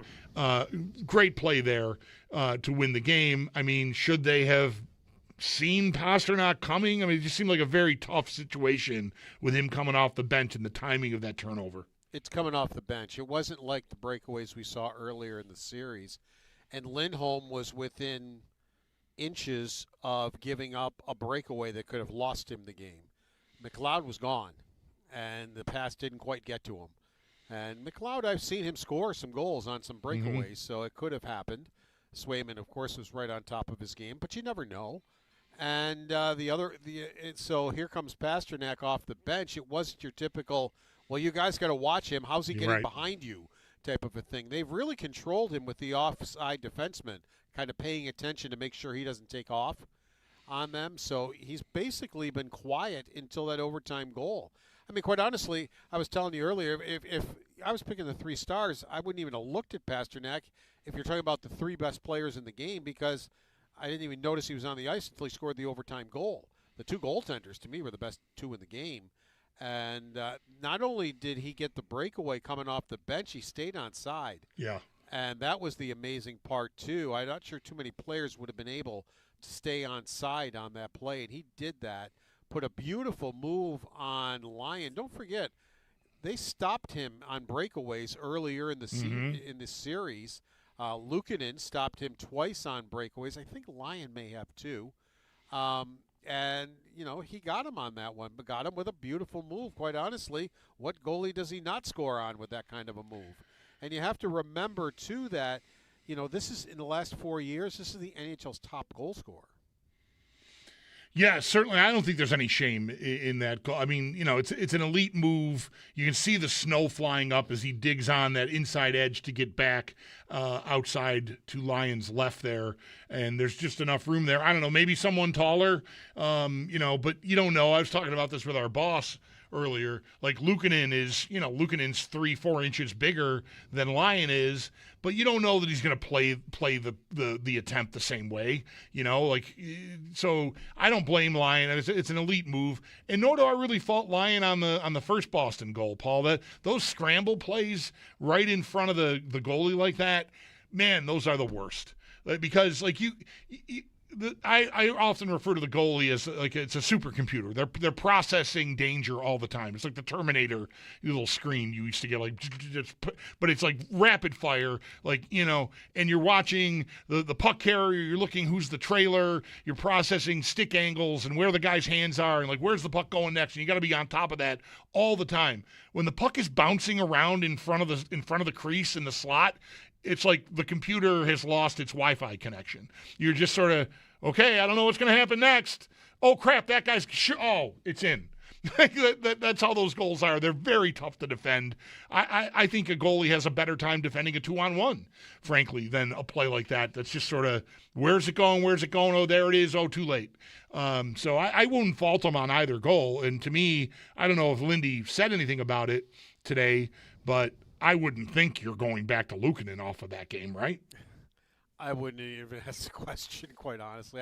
I've answered that question a lot on talk shows today, but no, that would be, in my opinion, to ask Lindy Ruff that question is on the side of a stupid question. So I probably would not, and I'm not trying to insult you or anything. No, I know. We're here on a talk show to talk about. I'm asking just to make sure it's definitive, because I agree. I would not move Lyon out of that starter spot at all. I just want to ask the question. Yeah, no, that's what I mean. That's what we're here for, is to debate things like that. So, Lyon, I thought would have been the second star of the game, and not only on that first goal that you described, but Jason Zucker tried to clear the puck by swinging his hand at it, and just got a little piece of it, and he wound up setting it up right in the slot for Lindholm to shoot and score. Yeah. I mean, so that doesn't help your goaltender either when that happens. How close, in your view, were the Sabres to winning this game in like the first minute of overtime, Paul, where I was seated down low, 9 rows up center ice, across from your vantage point in the press box? I could see you and Owen, not so much sitting, but when you were standing for the anthems, I could see where you got, and I know where your spot is because you've been in that spot since the arena opened, right? I think it's probably right. Did Zucker had a really clean look, right? Yeah, I had a perfect look at it. It was the net was wide open. Well, I would say half open, half to 3/4. And he said afterwards he thought he had scored because he usually will score there. That's like right in his office. And he takes the shot, and as he's taking the shot, Quinn's coming across, and the shot hits Quinn at an open net. And it's like, you're kidding, right? And he said he couldn't believe it. He said, but what are you going to do? He said it's just the breaks of the game. And Zucker has had such bad luck. He's been hitting skates, legs, goalies, posts, everything. He just can't seem to buy a goal. He's been where he's supposed to be, in the crease, bothering the goaltender, digging away at the puck. But he just hasn't been able to put the puck over the goal line into the net. Another great chance came in the third period when Krebs went cross-ice to Thompson, and Swayman came flying across the crease and just made a phenomenal save on Tage Thompson. That normally Tage Thompson would have scored on that, but Swayman just had other ideas, and that might have been the save of the game. This is the one where he got his left pad on it? That one? Yeah, it was a great play by Krebs across the crease to find Thompson coming. And just a phenomenal save. I don't ask this question with any judgment because I'm not sure that I would want to be hard on Thompson there at all. But could he have done a better job of elevating the puck there, or is it the idea I've got this guy beat, I'm beating him to the post, basically? He and the puck got there at the same time. Now, I think I would ask him that question if their elevation was possible there. I certainly didn't have the talent in hockey that he had. For me, no, there would have been no elevation, no possibility. Hammer it in. Right? I am also not Tage Thompson, so so maybe he would think about it later and say, geez, I could have elevated that puck and gotten it. But I did not talk to Tage last night, so I don't know his thoughts on that. So Paul Hamilton on the West Hair Hotline with us. We're going over last night's disappointing 2-1 overtime loss to the Bruins, keeping the Bruins alive for a Game 6, which will come Friday night back in Boston. Sabres still up in the series 3-2. Osland. Which is it, Paul? I keep going. Osland. I got to help everybody there. Even Brian Koziel. It is no Osland. He's one of my problems because last night I heard him say Osland, and I was like, "Damn it, which is it?" Brian says it like that. Sorry, I'll get everybody there. Don't worry. I don't mean to be complaining about Brian. I do. Let me tell you, it's not surreal at all to pile into your vehicle after a hockey game and turn the radio on and hear Brian Koziel talking to your son, by the way. That was me last night. Owen had a long night in the arena and then was up early for the morning show today. But where was I? Oh, yeah. Okay, the injury to Osland. First of all, I never saw what happened because the vantage point, again, where you are, where I was, that's a dead zone in the arena if you're sitting as low as I was. That corner, down from the Sabre bench is where the injury took place. So I never even knew what happened. I just knew he wasn't on the ice, after a certain point. So how big a loss, Paul, and what's the obvious pivot is Norris. What are the pros and cons here? Well, unfortunately, it was just a bad fault. Mittelstadt just lost his balance and fell awkwardly onto Ostlund, and either fell on his knee or his ankle, something like that, but he could not put any pressure on it whatsoever. He came out for a spin for just a second or two during a break before the period ended, went right back to the locker room. It just didn't work out for him. Many fans asked, does that mean it's good news, at least, that maybe it won't be long because he came back out? And sometimes it would mean that. But it doesn't sound like it does in this situation because Lindy Ruff said he's going to be out a while, and the news is just not good for him. But this was Josh Norris's spot in the lineup. Ostlund took his place when he got injured. And now I'm questioning, has Norris been hurt the whole playoffs? Because he just hasn't been himself in any of the games. He hasn't been dangerous offensively at all. And now that he has missed a couple games due to injury, my thought, and he's not going to tell us, I understand that. I did ask, but he wasn't going to give it, and I was expecting that. But now my thought is, was he playing hurt before that? Before he sat out for the 2 games, and now he's sat out for 2 games, plus an extra. He could have played last game, which I know some folks thought he should have. But, it was more of a situation like Zucker when they were winning 10 in a row. We just walked into Boston, outscored them 9-2. We're not changing the lineup. So that's – and I agree that I wouldn't either. So I think he was in a wait-your-turn situation, and unfortunately for Noah Ostlund, Norris's turn came up in 1 game. So you hope that maybe he is healed and is back to himself and can become himself back into the lineup and sliding back into his line that he was on originally. I said yesterday during our show that I also would have kept Norris out and kept Kozak in his spot centering Malenstein and Greenway, but I would at least listen to someone saying, like, come on, Norris is a much more accomplished NHL player, and he's a good defensive player too, so it's not the worst fit. I mean, it's not why you want an $8 million center on your team to center your 4th line, but if he's being outperformed by a rookie in the top 6 line, okay, then plug him in down there. Like, I would listen to it. I wouldn't have done it either, but I would listen to it, and it's a tough break for Lindy and the coaching staff and the whole team, really, that the injury occurred.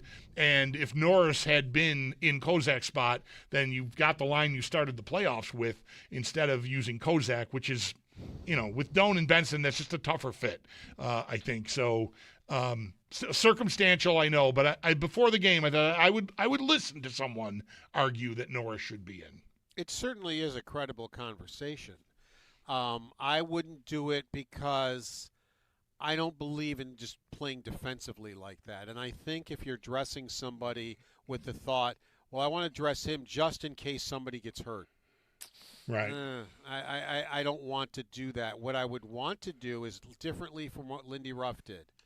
Kozak should be centering Greenway and Malenstein and nobody else, even if you get an injury like that. And he goes 100% every shift all the time. I mean, I admire his game, and I admire it in the right place.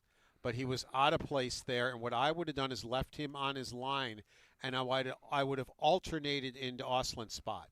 I would have put McLeod there or Thompson there, or Krebs there. I might have given Kozak the odd shift, double shifting, but as I'm double shifting, it would have been the guys from the top 6. I would have done that, not moved him up from his line, and then put the guys from the top 6 out there with Malenstein and Greenway. Yeah, I wonder why they handled it the way they did in the game. Like, is it possible that Lindy feels like he's already asking as much as he can ask from his top guys? I wonder how they decided to basically use Kozak in that role. Paul, speaking of the top guys, Thompson, I mean, he had an assist on the 6th goal. He had a secondary assist on the power play goal last night. And, of course, they don't win Game 1 without him. But he hasn't scored a goal since Game 1. And I know that's only 4 games ago. But, boy, it feels like a moment like Pasternak gave his team yesterday is, if not overdue, it's at least due for Thompson. Absolutely. He took over Game 1. They don't win without him. And that's what you expect out of Tage Thompson. And honestly, that's what he expects out of himself. He wants his teammates to expect that from him. And he did it.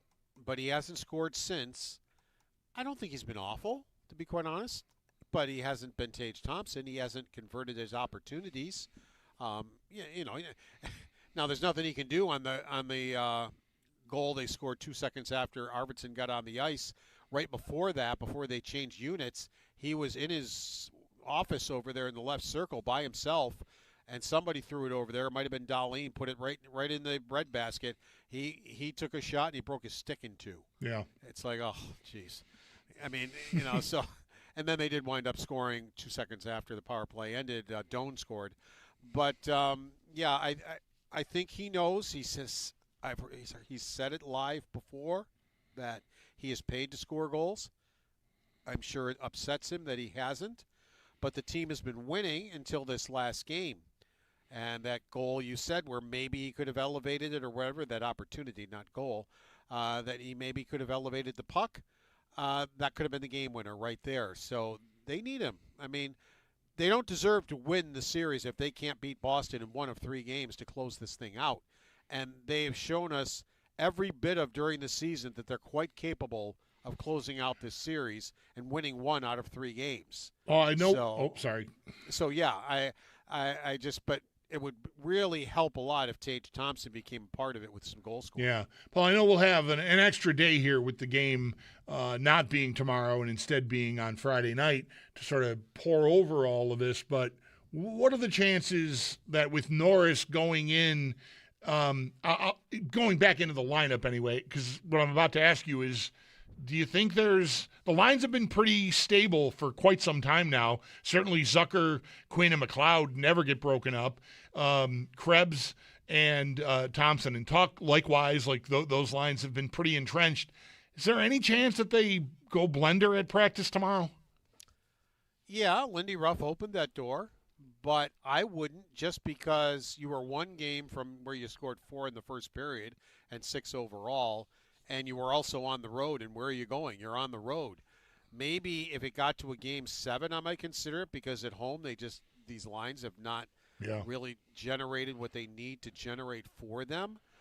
But they did get 9 goals in the 2 games in Boston. So I think I would tend to leave it alone. But Lindy Ruff did open the door because he said, yeah, we can put Norris right back in his spot. Or if I want to, I can juggle the lines a little bit too. He said, and see how that might work out. So he left the door open to that idea. I don't know if I want to be too hard on the McLeod line because they did come very close, like we already talked about, to having Zucker win the game for them. But we're talking about basically, it's almost goose eggs there. We've got 1 assist for Zucker, 1 assist for McLeod, and where's Quinn? Does Quinn have any? I missed him. He's got 3 assists. Okay, let's at least something. The goal scoring just hasn't been there. But again, so close there in overtime. And that's a whole different conversation. Be like, oh, look at Zucker, the gritty veteran. And that line won the game for them. But unfortunately. I think of the 3, Zucker probably has the best chance of breaking through just because he hasn't yet. And he's been getting opportunities right in the crease area where he is often around. So I would say he might have the best chance of the 3. McLeod just doesn't want to shoot. It's simple as that. And he's not going to score if he doesn't shoot. He had 20 goals last year. I just think he forgot that he scored 20 goals because he learned how to shoot a little bit. He's got a good shot. It's not like he can't shoot or he has a horrible shot. He doesn't have a horrible shot, but he's passing up opportunities again, has been doing it the whole series. And he got his 1 assist on the almost power play goal. And Zucker got his 1 assist on the power play goal. So that's the only time those 2 have scored, and they weren't out there as a line when that happened. Anything that we need to make sure gets mentioned here, Paul, before we wrap up? No, it just tomorrow will be before they leave for Boston. They'll practice. We'll see if those lines indeed do get juggled. And we already know Norris is going to probably take Oslin's spot. And I don't know if there would be any other. I have no problem with Stanley and Timmins. I don't see any reason to change that. Yeah. Power, I thought, had his best game of the season, maybe of his life. His last game. So really, I don't see anything else that would be possibly done for Kozak. But Kozak's fine. I mean, he had a good game. It's just he's not cut out for being in the top 6. That's all. All right, Paul. Thanks a lot for this. Appreciate it. And hopefully your travel schedule will allow for us to have some time with you tomorrow during our show. Yeah, I think I get there very early in your show, so I think there's a good chance. All right, there you go. Thanks, Paul. Safe travels. Yep. Mm-hmm. That's Paul Hamilton on the West Her Hotline. His appearances are brought to you by Relax Honda. Relax, we got this. I have an idea about something Ruff may do with the lines. It's not about who's going to be where, but just an overall sort of gamesmanship point that I want to make when we get back. Lines are open, by the way. You want to get in. Anything that Paul and I talked about, anything about the Sabres, 803-0550 is the phone number. Mike is out sick today. I am the Bulldog, and this is WGR.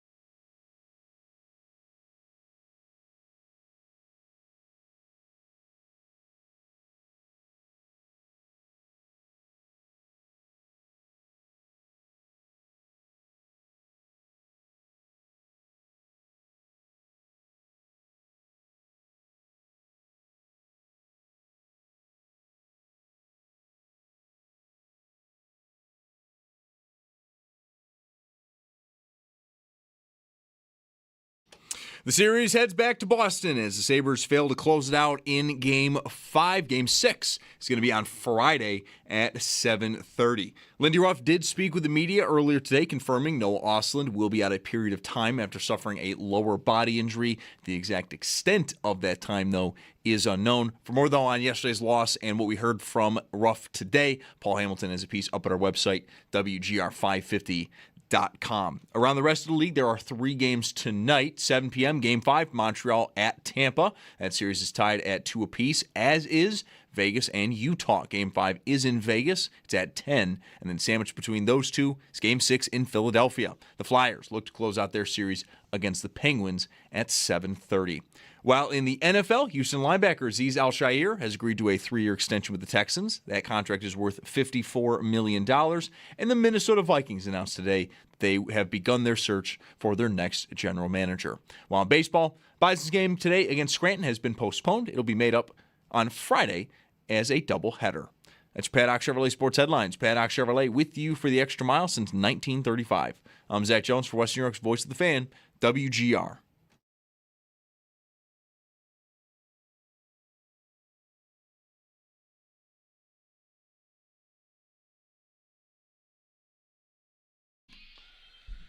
Rolling along here on a Wednesday afternoon, a dreary, dreadful, kind of cold, yucky, gross day following the Sabres overtime loss. Sorry to just lay it on you.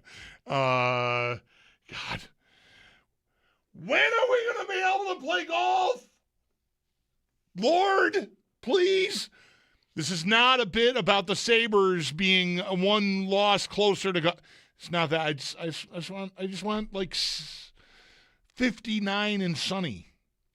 I don't even want 70. They're not even asking really for that much. Just give me near 60, and I don't have to wear 3 layers out there and feel like I'm all bundled up to go. Come on, let's go. It's almost May.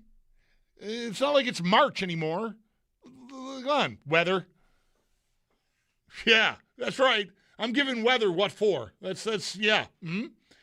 Yeah, I'm sorry. Anyway, the point I wanted to make about the lineup, I want to leave like a 20% chance that Lindy juggles the lines in practice tomorrow, and we're like, oh my God, what is even happening?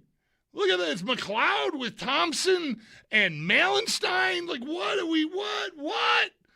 And we all freak out, except for me. I won't, because this is my 10%. What did I say 10%, 20%?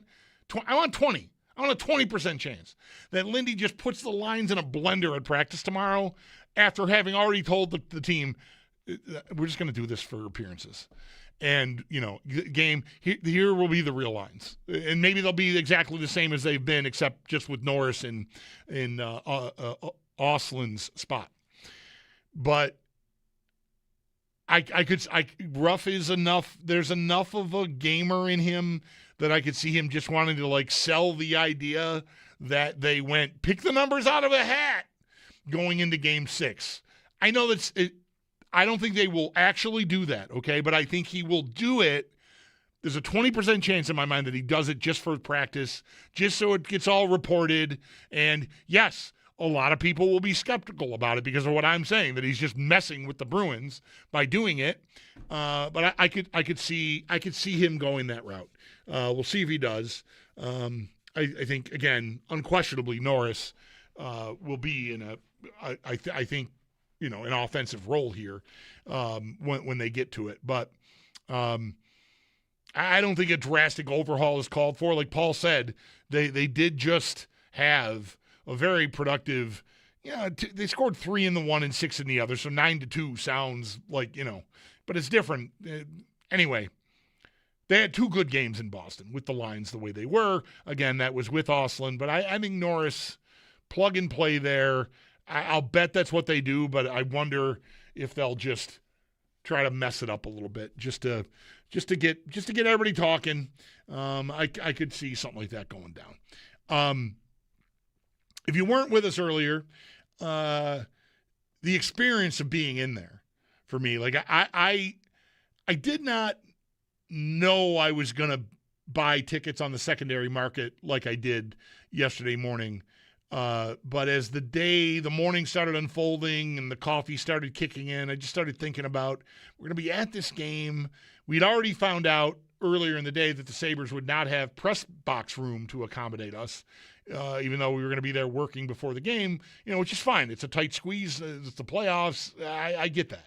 And they've got 2 seats for people that are actually covering the games. In this case, it happens to be legendary longtime Sabre beat reporter Paul Hamilton and my son. Anyway, they didn't have room in the press box was the word early yesterday. I was like, you know what? I'm doing it.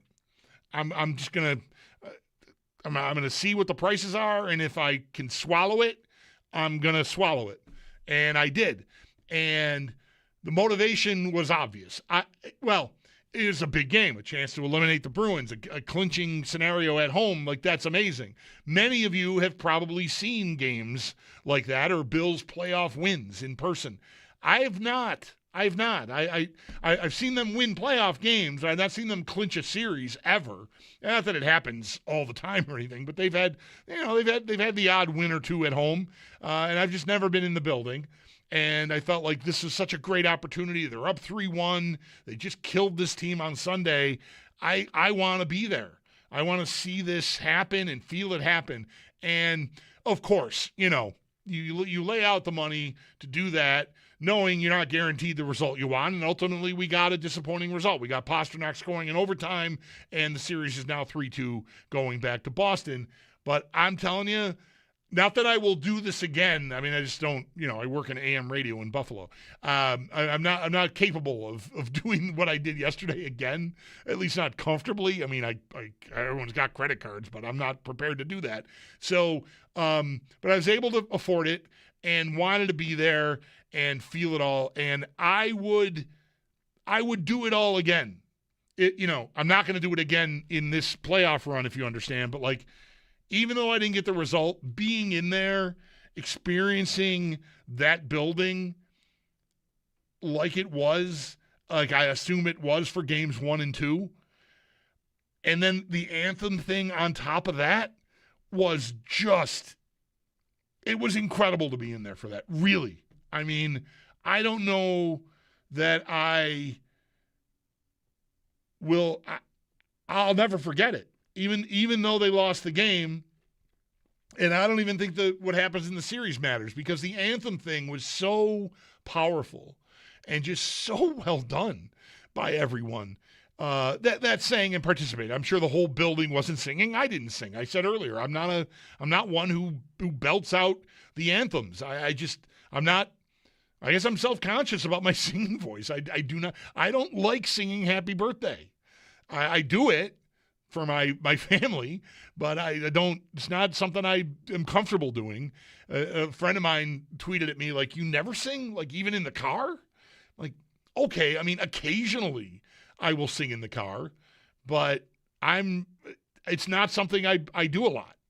So I didn't feel compelled to do it. I mostly was standing there the whole time thinking, when did we start doing this? Because I didn't realize that Cammie Clooney had technical difficulties with her microphone. When it started, the timing of her mic going out and the crowd picking up the singing felt very much like what certain Canadian teams do or their anthem singers do during the playoffs. This has happened in Vancouver. I mentioned Edmonton. I'm not sure Edmonton does it, but I know Vancouver used to do it. Certainly when you watch in the playoffs, the anthem singer would sing the first bit of "O Canada" and then just let the crowd sing it. And it's beautiful and it's emotional and it's really great. And I'm standing there thinking, when did this start? When did we become this? What happened? I didn't know that there was a problem with her microphone that caused it. That makes it even cooler because I was worried that I'd missed a meeting. I'm on the radio 5 days a week in football season 6, and I feel like I'm supposed to know stuff. I watch these games very closely. I've heard the anthem hundreds of times over the years performed in that building, and I'd never heard it sung by the crowd quite to that volume. So I thought it was a new thing we were doing, but Turns out it was just a technical problem. Maybe now that, this has got to be pretty obvious, right? The fans are absolutely going to go there the next time there's a game. Hopefully it's not Sunday, because that'll mean the Sabres will win on Friday, and they'll be on to round 2, but eventually there'll be another game in the building either way, and I'll bet fans are going to now overwhelm the anthem singer singing the Canadian anthem, because we're getting a lot of pats on the head today, and I don't mean that disparagingly. We're getting a lot of attaboy, way to go, good job from Canada, and I think just around hockey, people are like, wow, Buffalo is pretty cool. So that's the kind of thing we usually grab a hold of and run with. So I'll bet people are going to be belting out that anthem like never before the next time there's a home game. 803-0550 is the phone number. I am the Bulldog. We'll take a timeout here. More on the way right after this on WGR.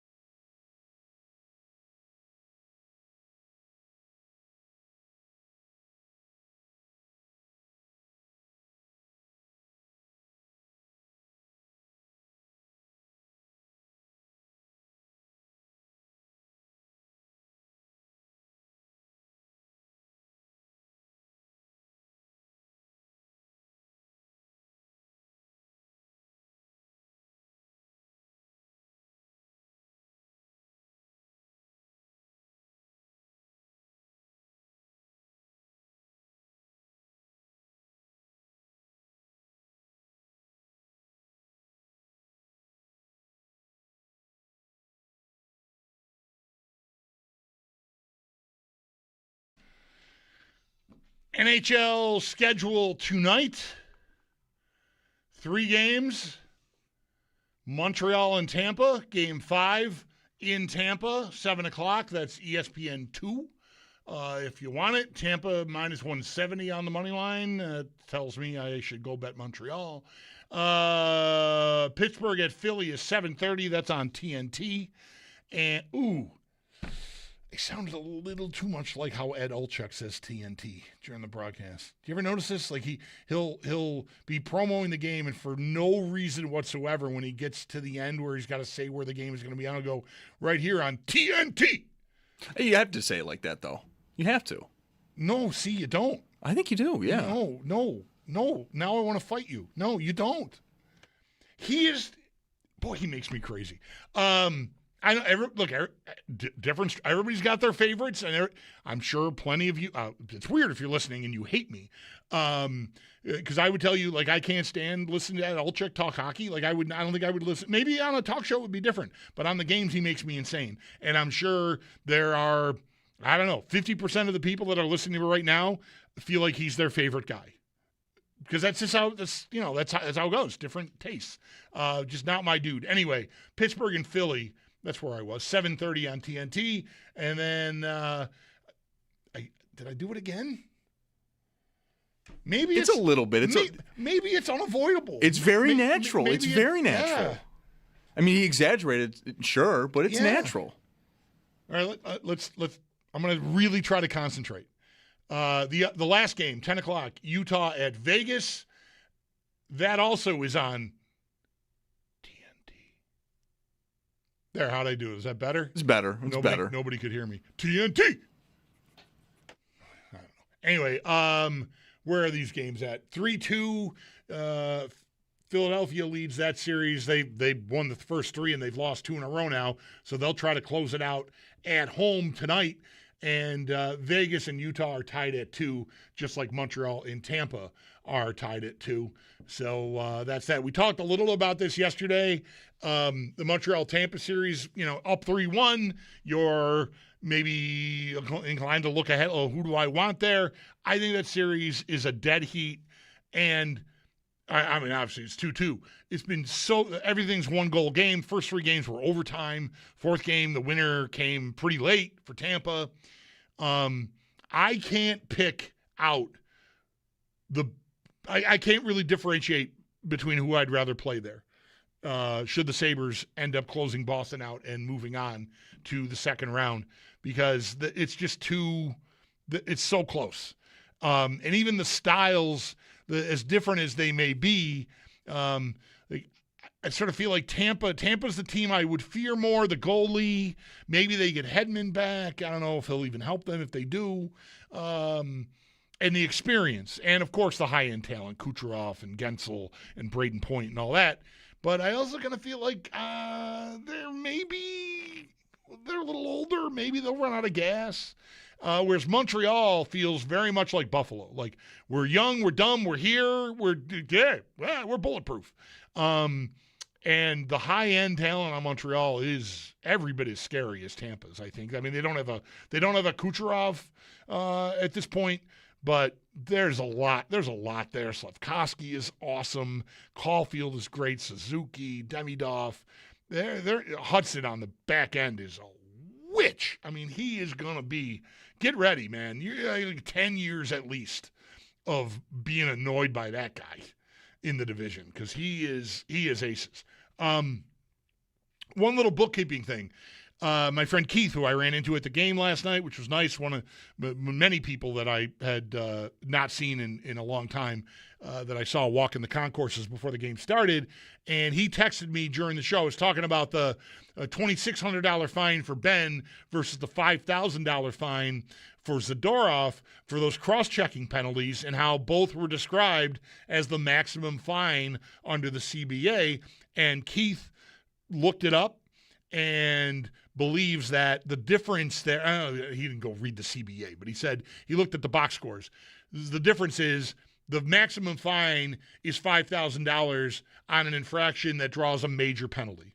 And Ben only got a minor for cross-checking this guy in the neck, so thus half the fine. All right. Timeout. We'll get into some football with our buddy Chris Trapaso after this on WGR.